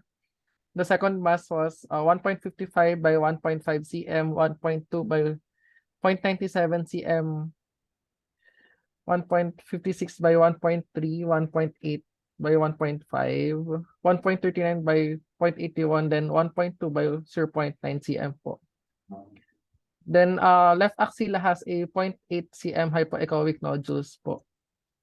So for the impression po was hypoechoic solid nodules left breast, BI-RAD 4, suspicious abnormality, considering biopsy po. Okay. So, okay, as a clinician, you have to know how to interpret this, no? Okay. So, sad to say, minsan, when we do diagnostic tests, we want to ask help from the whoever, the radiologist, the pathologist for information, di ba? That can help us, no? So dapat, hindi, paki-present nga yun, paki-present mo na yung ultrasound, paki-flash muna. Paki-flash mo na yung ultrasound. Okay. So, kasi as I said, when you do your ultrasound for this particular patient, you want to see whether there's ill-defined border. So wala, no? Walang nakabanggit yan, di ba? Incomplete, di ba? Okay. And then, so these are all solid nodules, 0.6 retroareolar, 1.5 so 2 to 7, hiniwalay niya, no? M2 to 7, 1.5, 1.2, 1. Oh, sa kapanin nyo, isa lang o marami? Isang bukol lang? Sa kapanin nyo, pre-op? Sir, upon receiving the patient po, isang malaking bukol lang po yung nakapa namin po. Okay, so Tapos with multiple lymphadenopathies po sa may left Kasi axilla based po. on the ultrasound, marami siyang binanggit na 1.5, 1.2, 1.56, 1.8, 1.39, 1.2. Okay, this happens, no? Okay, marami dyan. No, pero sa kapa mo, you have to correlate with your clinical finding. Isang buo, one whole mass, no? Which you said about 4 to 5 centimeters. Tama? Okay? So, yung mga bukol na yan, idadagdag mo, i-add mo lang, maabot ba doon sa 4.5, 4 times 5 centimeters? No? No? Okay? So, kulang itong ano, no? So, pero bakit siya naglagay ng suspicious for malignancy? And titingnan mo anong basis niya. Wala no? Just solid mass. Okay, so the lesson here is that the radiologists should give us information that are needed by clinicians. Dapat kompleto. Importante yung quality reporting, no? So for breast mass, kasi hindi tayo align clinician and the yung mga diagnosticians like radiologists, pathologists, hindi tayo nagtutugma, no? So as clinicians, when we refer patients for ultrasound or mammo, now they know what we're looking for, so they should give us complete data. Now, okay. So is the border ill-defined? No. Is it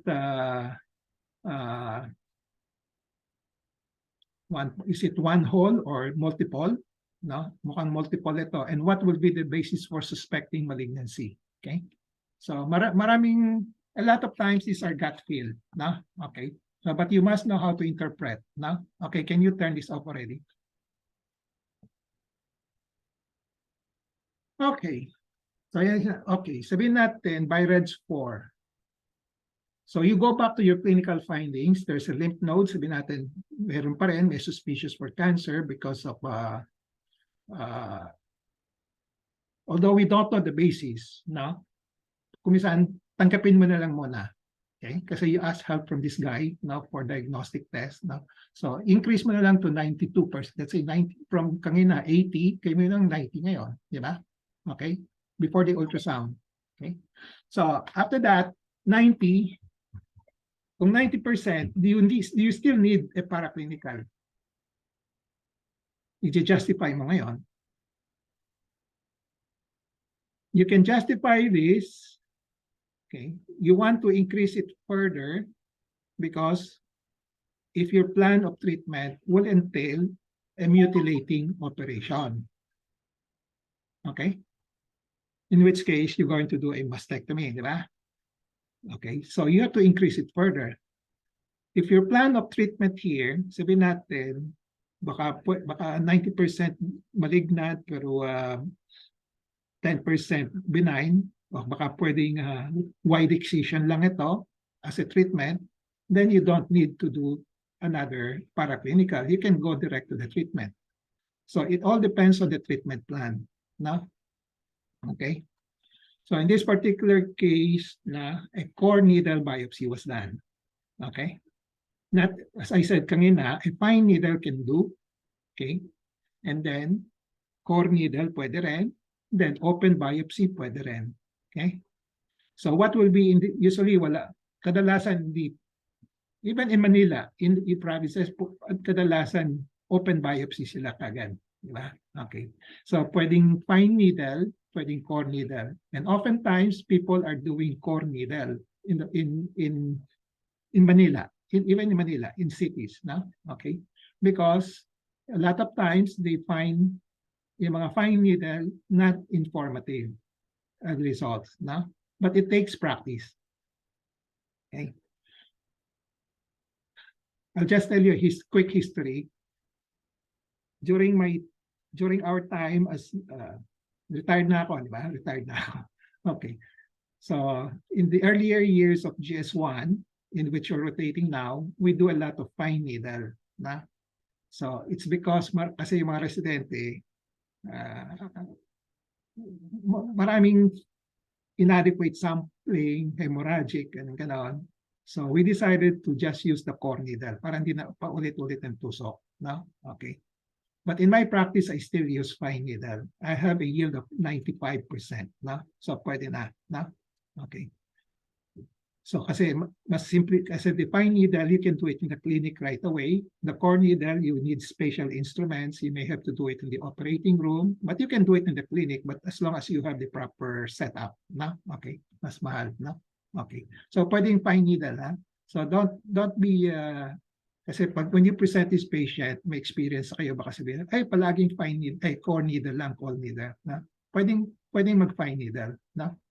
So if you need the ERA, PRA, if you want to be more definite about the diagnosis, which carries about 95%, sabi natin, di ba, core needle, then you go for the core needle. No? Okay. Another advantage of the fine needle, kaysa sa core, kasi core, kumisa sa private, mahal yan. Na? Okay. So, pwede mo nang i-fine needle and then establish the diagnosis na breast cancer. Okay, this will be useful for another input sa social issues ngayon. I want to input this na you might help me in my advocacy. Yung mga non-senior, less than 60, di ba? Non-senior, okay, ito 72, senior na ito, di ba? Okay, but there are a lot of patients who are non-senior. I-biopsy na lang ninyo, i-biopsy, and then ma-confirm lang na breast cancer, you can already ask her to go to the DSWD to apply for a PWD. PWD. Okay? Ano yung PWD? Person with disability. Okay? So may 20% discount na sila doon. Ha? Okay? So before you go to other tests, okay? Pag may breast cancer kayo, huwag mo pa-bone scan kagad, paano lahat ng test, no? Okay? Yung mga lab test. But ma-establish mo yung diagnosis of breast cancer, ask her to go to the DSWD and get a PWD already. Okay? Para subsequent tests will carry a 20% discount. Okay? And then additional once you establish that cancer siya, kung wala siyang PhilHealth, entitled siya to PhilHealth. Mandatory na yon. Okay? Okay. So try to spread the words around. Yung mga residente natin, even other doctors do not know that. No? That's my way of helping the patient. I usually do a needle biopsy, establish the diagnosis, then right away issue a medical certificate for her to go to the DSWD, PhilHealth to get the necessary para yung subsequent operations, lahat may 20% discount. No? Okay. Okay. So lumabas sa corneal invasive ductal carcinoma, ERA positive, PRA negative, and HER2 new negative. Okay. So now you establish the diagnosis, you're now thinking of the plan of treatment now. Okay? Pwede ka na mag-isip ng plan of treatment. Okay. So with the core needle biopsy, 99% sure ka na. Hindi 100%, ha? Pwede pa rin benign yan, ha? Okay. So, okay, tama yun. You spell out the goal for treatment, no? Sino nag-spell out ng goal? Brevin, ikaw? The goal for treatment, okay, is to, don't use the word remove. When you say remove, it's surgical kagad eh. Bias ka na, di ba? As a starting point, no, you have to compare with the other non-surgical. No? Okay, so you said to resolve. Na lang, to resolve. No? Kasi when you say remove, it implies physical, surgical, di ba? Okay. So resolve the mass so that there won't be any recurrence. Okay? So yan ang primary objective mo, di ba?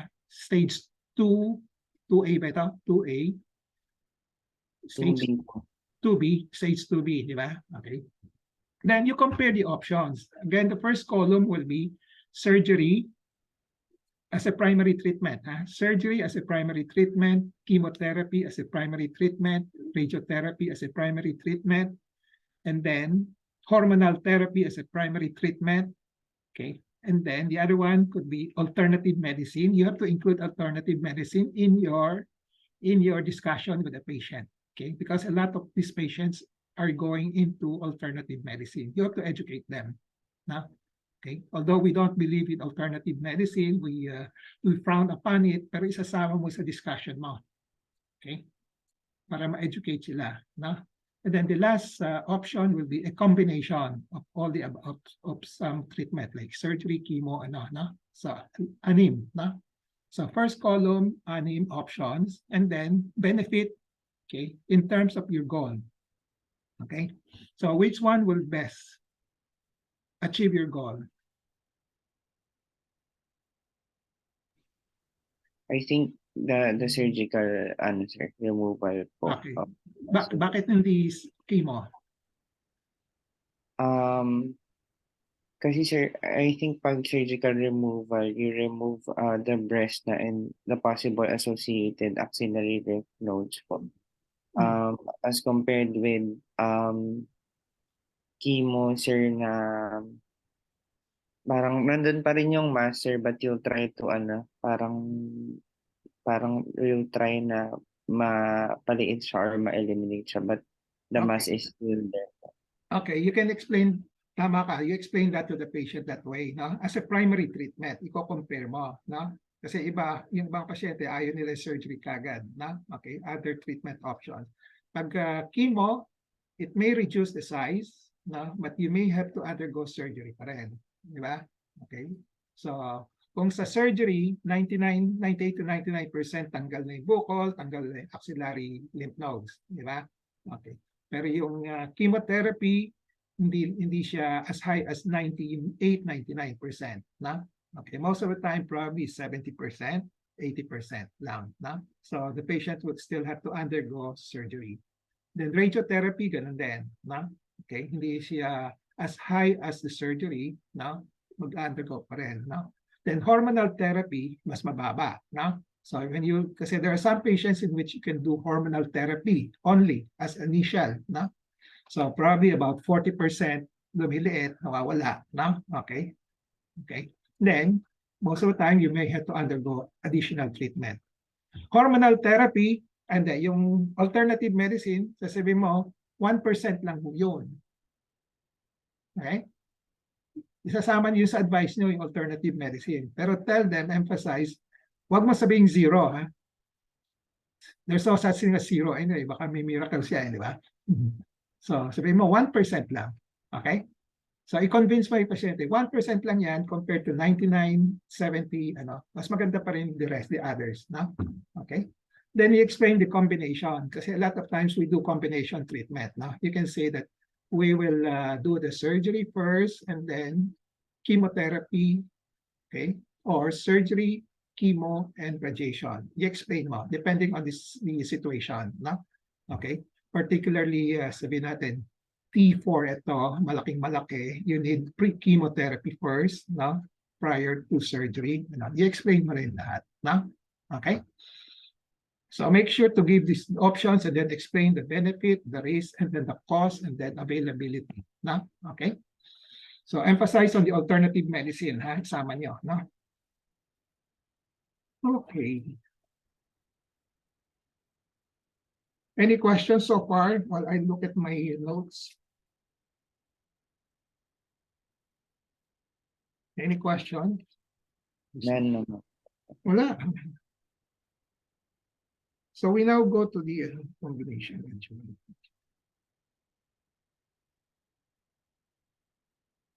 So preventive measure. So after the treatment, you have to advise the patient how to take care of the, no? So Bettina, ikaw nag-explain noon, no? Ano yung DASH? I'm just wondering, ano yung DASH? Diet? So yung DASH diet po, it's the dietary regimen po for hypertensive patients po. Hypertensive? Yes po, hypertensive po kasi yung patient natin. What does it stand for? Ano ulit? Diet against dietary approaches to stop hypertension po. Dietary approaches to stop hypertension po. So similar naman po siya with the diet recommended po for breast cancer patients, except parang mas may emphasis po on low fat for breast cancer patients po. Okay. Sige. I try to learn some new things from you also, Dash. Okay.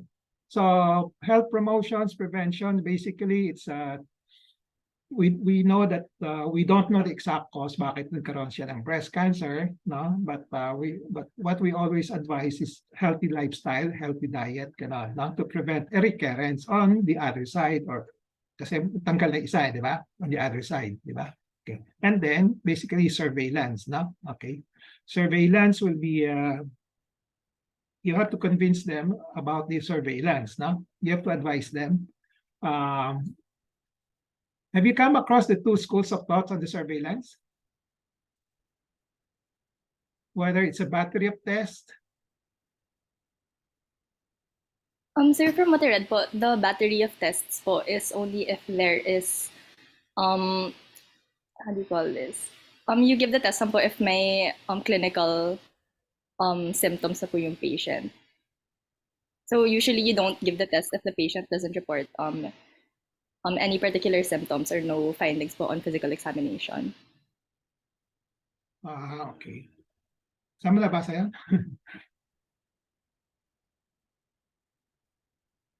Kasi battery of, there are two approaches actually. No? Number one is based on symptoms directed. We call it symptom or sign directed. So tama yung sinabi mo kay sa chart mo, history and PE, so every so often, di ba? Okay. Then based on the history PE, if you discover that there are possible recurrence, then you do the test. No? Yeah, that's why it's called symptom-based surveillance or sign-based, di ba? Okay. Then the other one is a battery of tests na routine. No?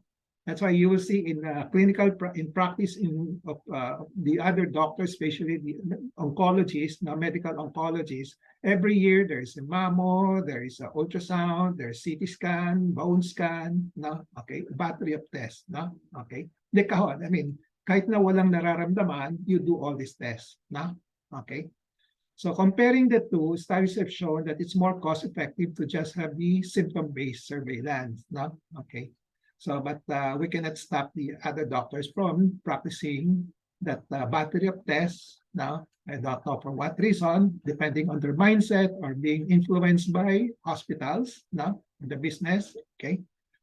Okay, and the mindset of the patients also. Kasi may mga mindset ng mga pasyente, lahat ng test gusto nila, di ba? Okay, so you have to educate them, no? Okay. So my practice is usually symptom-based surveillance, no?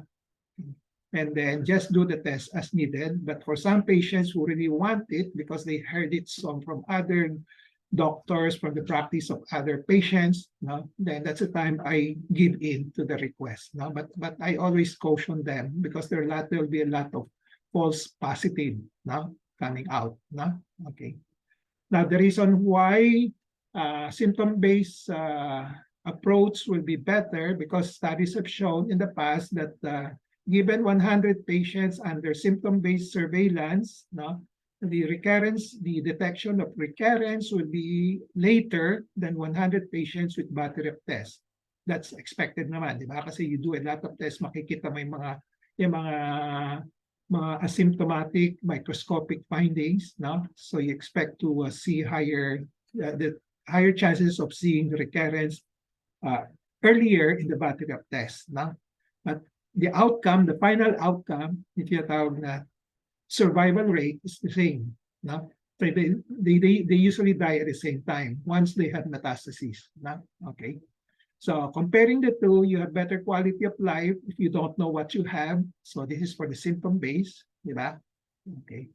Compared to nalaman mo kagad na mayroon kang metastasis already, but you're suffering mentally, but you die at the same time as the one with the symptom-based surveillance. No? Okay, so that's the reason why they would in the past. Meron pa rin ngayon, I don't know kung ano. Even sa US, nadadala na rin sa mga technology, no? Okay, but that was a study done before. Na it's better to use more cost-effective yung symptom-based surveillance, no? Which I still do nowadays, no? Okay. Okay, so going to the journal. So, anong, okay. ER positive, hemo. So, okay, the options will be, does the patient need adjuvant chemotherapy? Sige. Based on may histopath na siya? May histopath na? Wala pa po, sir. Okay, so assuming the nodes are positive, na, okay, and then the size is 4 centimeter, na, based on your PE. Is that the operative record then? Yung operative record for then? Nakita niyo yung operative record?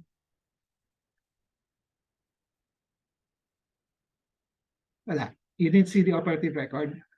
Okay. O sige, based on the kanina, 4 centimeter lymph nodes positive, sabihin natin, gano'n.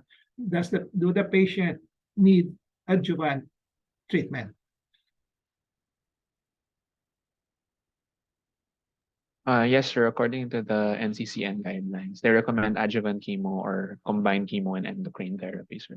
Why? Why? Anong basis? It would reduce the recurrence rate as well as the mortality risk of the 5-year mortality, sir. Before that, anong basis?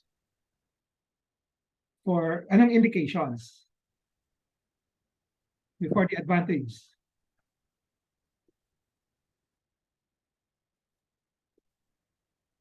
Lymph Sir, nodes? Presence of lymph nodes? I think node positivity is one criteria that they used, sir, in the guideline. Okay. Yeah, you have to know the indications, no? So because first of all, suppose the tumor is just 2 centimeter and then there's no lymph node, no? The question is, do the patients need a adjuvant treatment, no? Compared to itong pasyente ito, 4 centimeter lymph nodes positive, no? Okay. So what will be the indications for a adjuvant chemotherapy? So we're talking about the indications, no? Okay. Kahit na soft indications lang. That's kadalasan, di man hard indications yan, no? So the most reliable indications will be the presence of lymph nodes, no? Okay. Not the size. Size is baka second most, nasa second level na yun, no? Okay. Kasi the presence of lymph nodes is already a sign of spread from the primary, no? Okay, so if there is spread to the lymph nodes, greater chance, we don't know how much, greater probability of spread to the other organs like the bone, the lungs, no, yung mga distant areas, di ba? Okay, so that's what the yung mga adjuvant therapy is targeting, mga distant mets that might be present, but patient is not manifesting it. Yeah? Okay. The other adjuvant treatment that you use will be for the local recurrence, no? Which is radiotherapy, diba? Okay. So you can use the lymph nodes as a justification for adjuvant treatment, no? Adjuvant systemic treatment, no? Systemic treatment, no? Okay. Then you can positive nodes and then dagdagan mo yung medyo malaki, secondary na yun, no? 4 centimeter, you can tell the patient, most likely, you're better off with adjuvant systemic treatment, no? Okay. Now, then you decide, then you try to make a decision or to evaluate what will be the options, no? So for systemic treatment, you have the chemotherapy, then you have the hormonal therapy, okay? And then it could be in your paper, in your journal, you presented yung one lang, single, di ba? Kung pwedeng endocrine lang, no? Okay. Or actually another option, if you really want to add one more, pwedeng chemotherapy lang, walang endo, di ba?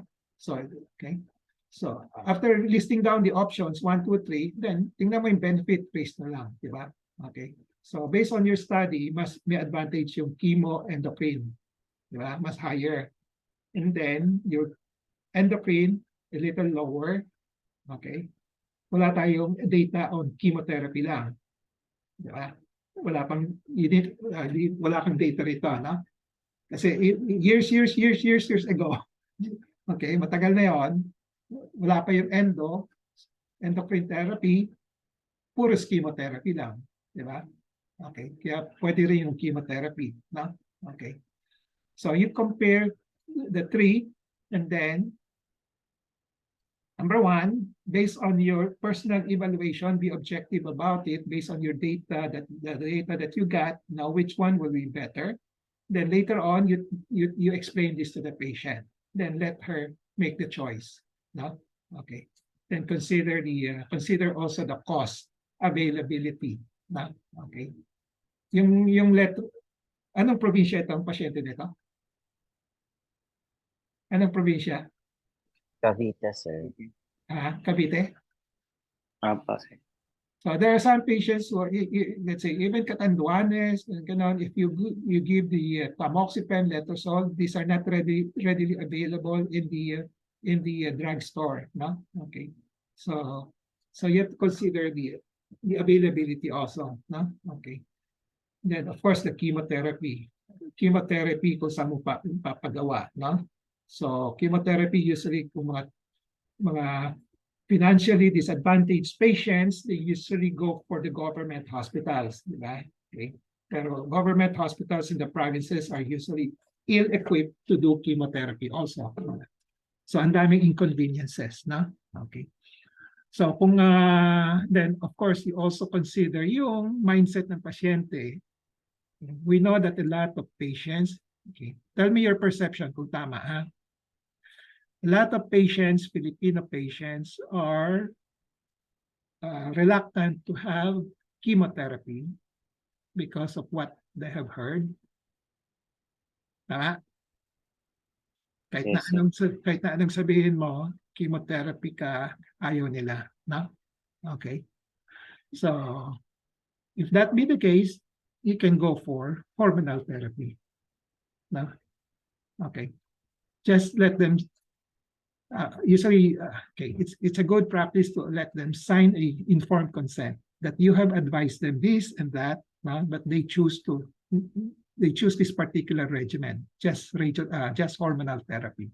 Okay, para in the future, okay, this is what I usually do. I ask them to sign. Okay, I give them all the possible options and then ask them to sign which one they want. Then I put down a note there, does not want chemotherapy. Okay?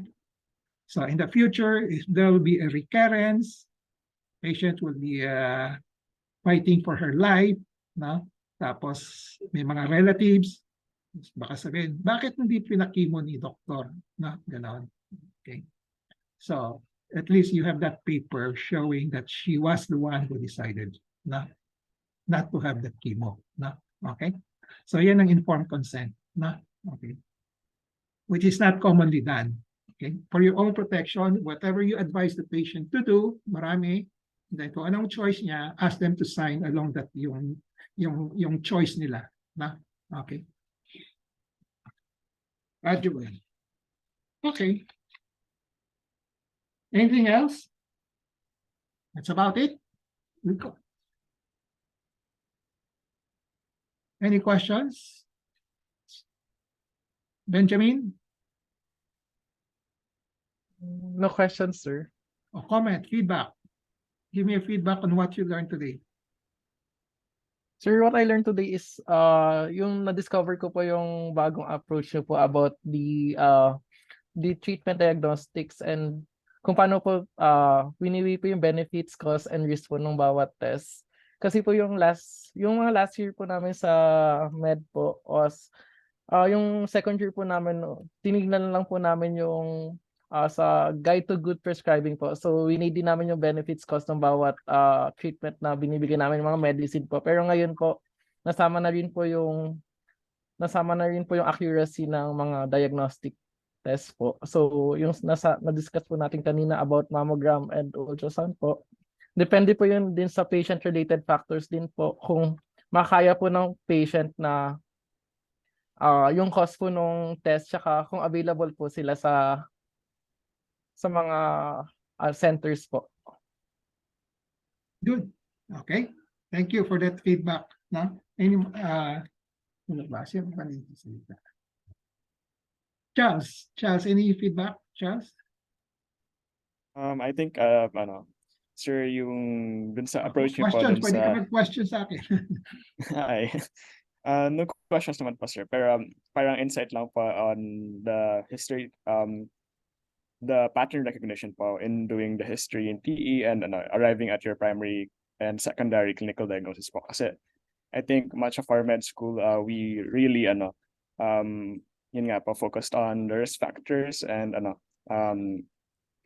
the patients and what do you call this?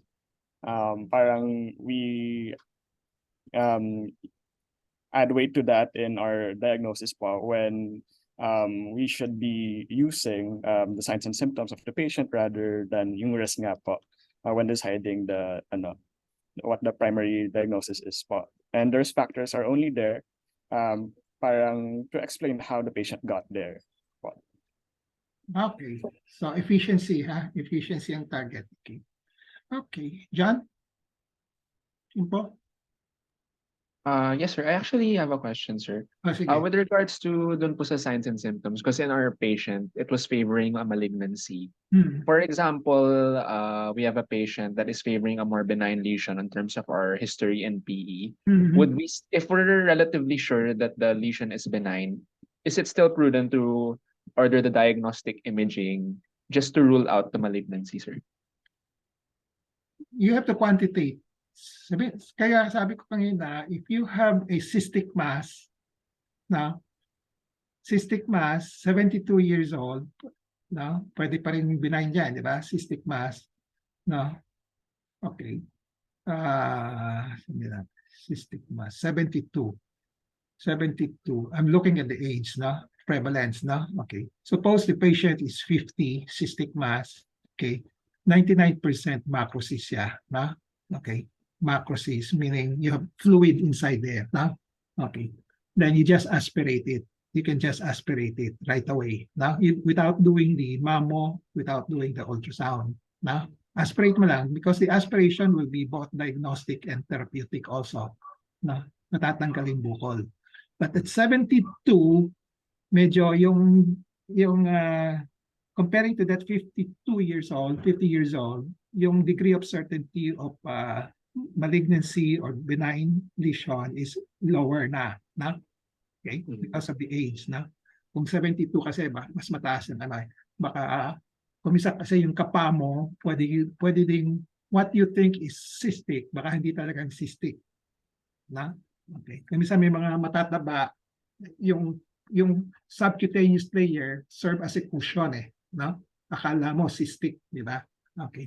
Then, kung may doubt ka, may konting doubt ka, let's say, yung kanina, 99%, yung 52 years old, no? Sabihin natin, ito, mga 95 lang, no? Then you can go for a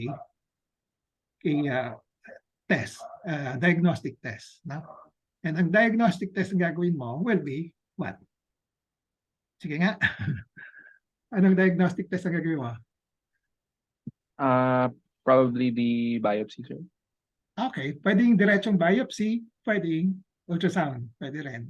Di ba? Ultrasound muna, pwede. No? Okay. So, pwedeng diretsong biopsy, tama. No? If you can do it. No? So, but if you are not a breast specialist who don't do breast biopsy, you can ask the patient, pa-ultrasound ka muna. Sige. Okay lang yan. No? Okay? So, you justify it by your degree of certainty. Yung mga doubts mo. No? Okay. So as I said, nobody will fault you. Ako personally, I won't fault you. Okay, when you say that I'm not certain, I'm quite certain. Okay, hold on to that and then try to develop your yung skills, no, yung competency mo on yung mga certainty of diagnosis, na. Okay. Yes, sir. Okay. Any feedback? In terms of feedback, sir, I quite enjoyed going through the nitty-gritty in the process again of going through the diagnostics as well as the therapeutics, because since since we were in first year and second year, third year, it's sort of been lost in translation already, that we just move on to how we automatically do things in the clinic as well as in the OPD and the wards. So it was nice to really get to look at the rationale behind why we do things as well, and why we do these certain processes. Okay, thank you. There's such a thing as okay, a comment that probably will be, there are three kinds of doctors, physicians, as well as patients. Number one is ritualistic. Number two is maximalist. Third is minimalist. Okay, which one do you want to be? Erica, which one do you want to be? Ritualistic?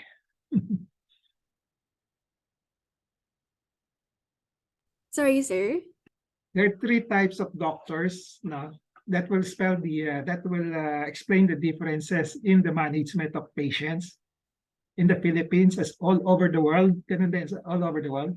Okay? Kasi yung management of patients will be dependent on the mindset of the doctors and also the mindset of the patients. But let's start with the mindset of the doctors. So there are three types of doctors. Ritualistic, ritual. Number two is maximalist. Number 3 is minimalist. Do you know the difference? Do you know the Not, difference? no, Anybody? sir. Sino? Ravin, alam mo yung difference? No, I think ang naisip ko sir baka in terms of yung requesting for diagnostics for Sige. patient. Sige, on that aspect, ano?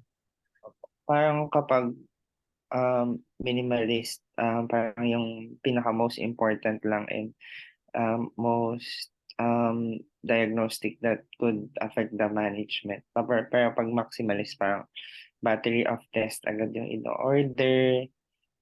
Pag ritualist, I think sir parang hindi ako sure pero parang ano lang may standard na test na siya kapag ganito yung diagnosis, ito yung test, parang gano'n. Okay, tama ka. Okay, good. Yeah, importante yung tinatanong kayo, no? Para you can think. Tama yung sinabi mo, no? Okay. So ritualistic, parang dekahon na yan, walang ano, yung sinasabi ni John kanina, di ba? So you just, you saw what are things being done during your medical school, no? Kung saan, or the residents, no? Paglabas nila, kaya-gaya na lang, no? Okay, without individualizing the patient, no? Okay. So, yan ang ritualistic. Dekahon, di na nag-iisip, no? O, following the trend, gano'n, no? Okay. So, maximalist, ang daming nice to have, di ba? Minimalist is yung essentials lang, no? Okay. So, when you are minimalist, doesn't mean that you stop at, it's may package, stop at a certain point, no? You start with this approach, no? Then you monitor. Kung kailangan ng another treatment, then you shift right away. No? Okay? In contrast to maximalist, lahat gagawin kagad. Diba? Okay? Thank you, Brevin. Tama. Okay? So, Kyle, any feedback, Kyle? For the feedback, sir, it's I have learned that it's very important to present options, sir, to the patients, since we should also consider kasi their socioeconomic status, uh, and explain to them the benefits also and the risks, sir, of diagnostics and also the therapeutics, sir. Since as doctors, we should not impose what we want for our patient, but instead give them options to choose and explain to them well. And then, yun nga, so important din yung parang may permado na informed consent um, para din na may kasulatan na you have explained the choices to the patient din, sir. Thank you. Thank you. So that shows that you were listening to my talk. I understood. Okay. Thank you, Kyle. Okay, so let's have Erica. Erica, anong comments mo? Feedback mo? Yes, sir. In relation to what you asked earlier, if you want to be minimalist or maximalist, parang I would be a minimalist physician para kasi in our like in this economy po, parang we do only the simplest and most cost-effective diagnostics, especially kung limited nga ang budget ko. Kunyari, yung considering the population of the patients in PGH po, mas maganda pong gamitin natin yung most cost-effective diagnostics. And then, syempre, na-appreciate ko rin po how we followed the framework, like a specific framework, and how we approached the case. Following the framework, parang kunyari we saw the patient sa OPD, from the OPD, and then we move on to the how we formulate our diagnosis, our primary and the secondary diagnosis, and then how we use the signs and symptoms, how we prioritize the signs and symptoms and risk factors in formulating our diagnosis. And then for the questions, sir, meron lang po akong Sure. one question. In Sure. your practice po, is is prophylactic mastectomy usually done in your practice po, in your experience? My personal like- practice, Yes po. I don't do prophylactic. When patients wants to request for it, I usually convince them not to. But if they cannot be convinced, no, or especially those with a strong family history of breast cancer, no, very strong, no, then I would do the prophylactic, no, okay. But because studies have shown, even internationally, it's not really recommended, no, okay. Because when you, number one, you cannot really predict, di ba? Especially those with yung mga genetic studies, no, okay. And then, doing a prophylactic mastectomy on that side does not prevent a breast cancer from occurring kasi hindi naman lahat matatanggal din. No? May mga microscopic na breast cells doon, maiiwan. No? Okay. So in general, it's not being recommended. No? Okay. Of course, there are surgeons who want to do it. No? So you know the reason. Okay. Maximalist. Is it maximalist or more opportunistic? Okay. Any more, Erika? That's it po, sir. Okay. Last. Bettina Cagayan. Are you related to any of the Cagayan that I know? I think so po, sir. Sinong tatay mo? Sinong papa mo? Hans po. Sino? Hans Cagayan. Hans. Okay. Surgeon din yun. Okay. Hans. Yes po. Okay. Where is he now? Law po. Where? Practicing as a lawyer na po, sir. Yeah, I heard about it. Where? In what province? Here po, sir, Manila still. Okay. In Makati. Makati. Okay. So regards to your dad. No? So okay. Any feedback? Questions? You can throw me hard questions if you want. So siguro feedback na lang po. Initially po kasi when we saw the guide you gave us po, it seemed a bit daunting because it wasn't really how we were used to approaching po our usual case management. But then at the end po of the SGD, I think I really appreciated how it forced us to think more critically about, for example, the options that we present to our patient. Using po yung benefit, risk, cost, and availability format po that you asked us to follow. Because, for example, po in PGH, sometimes you don't really consider the cost po anymore since, for example, our patients, usually my MSS, sila white cards, we usually tell them to disregard it na lang po. But then, in terms of practicality and once we're siguro practicing outside na po, these are things na we really do have to consider when dealing with all of our patients. So I guess I just appreciated po how this format really helped us yun nga po, think of the rationale behind these treatments that we're suggesting to the patient and the diagnostics that we're requesting yun po. Okay. Done with your comments? Okay. Yes, please. Okay, thank you for that comment. Okay. I have to tell you that I've been teaching this framework since 1985, 86 now. Okay. And I've been teaching this also to medical schools other than UP now. Okay. The Zamboanga Medical School Foundation, which I helped started now, and also the in the Bicol, another medical school, which adopted my curriculum in Zamboanga and also in Cebu, Southwestern University. No? Okay. So medyo natatabunan by the technology, by the okay. So yeah, now that I think this is the best time to teach this patient management process at your year level para you can, kasi kung if I were to teach this as first year, second year, medyo matatabunan na mawawala, no? Okay. So this is the right time, no? So that you can appreciate the importance, no? And you won't go wrong. It's applicable to all types of patients. It's actually the so-called generic clinical practice guideline, the first one, okay? Tama? That's the first clinical practice guideline that should be advocated. And then after that, yung mga ipapasok na lang yung mga data ng mga practice guidelines. into those table, di ba? Table data, no? Okay. Okay. So with that, I like to say thank you. At least I'm happy that all of you have learned something from me, especially the patient management process, no? Aside from management of the patient with a breast mass. Okay. Okay. So I will give. Okay, let's have a picture taking muna before we adjourn. Baka makalimutan ko. Picture na lang. So sino mag-picture? Okay. Ano lang?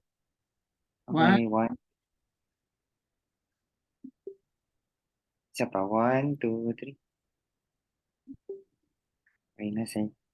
Okay, andali ha. Mhm.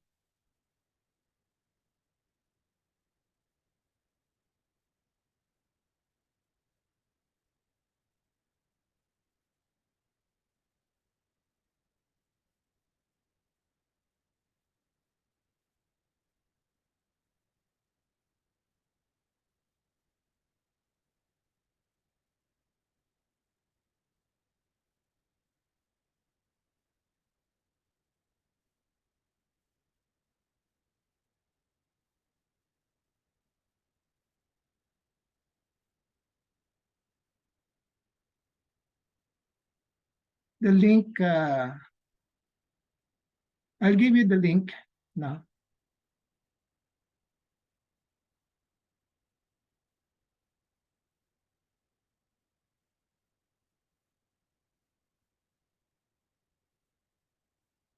As I said earlier, I'll give you the something chat. Okay, I'll put the link here. Can you click on the link?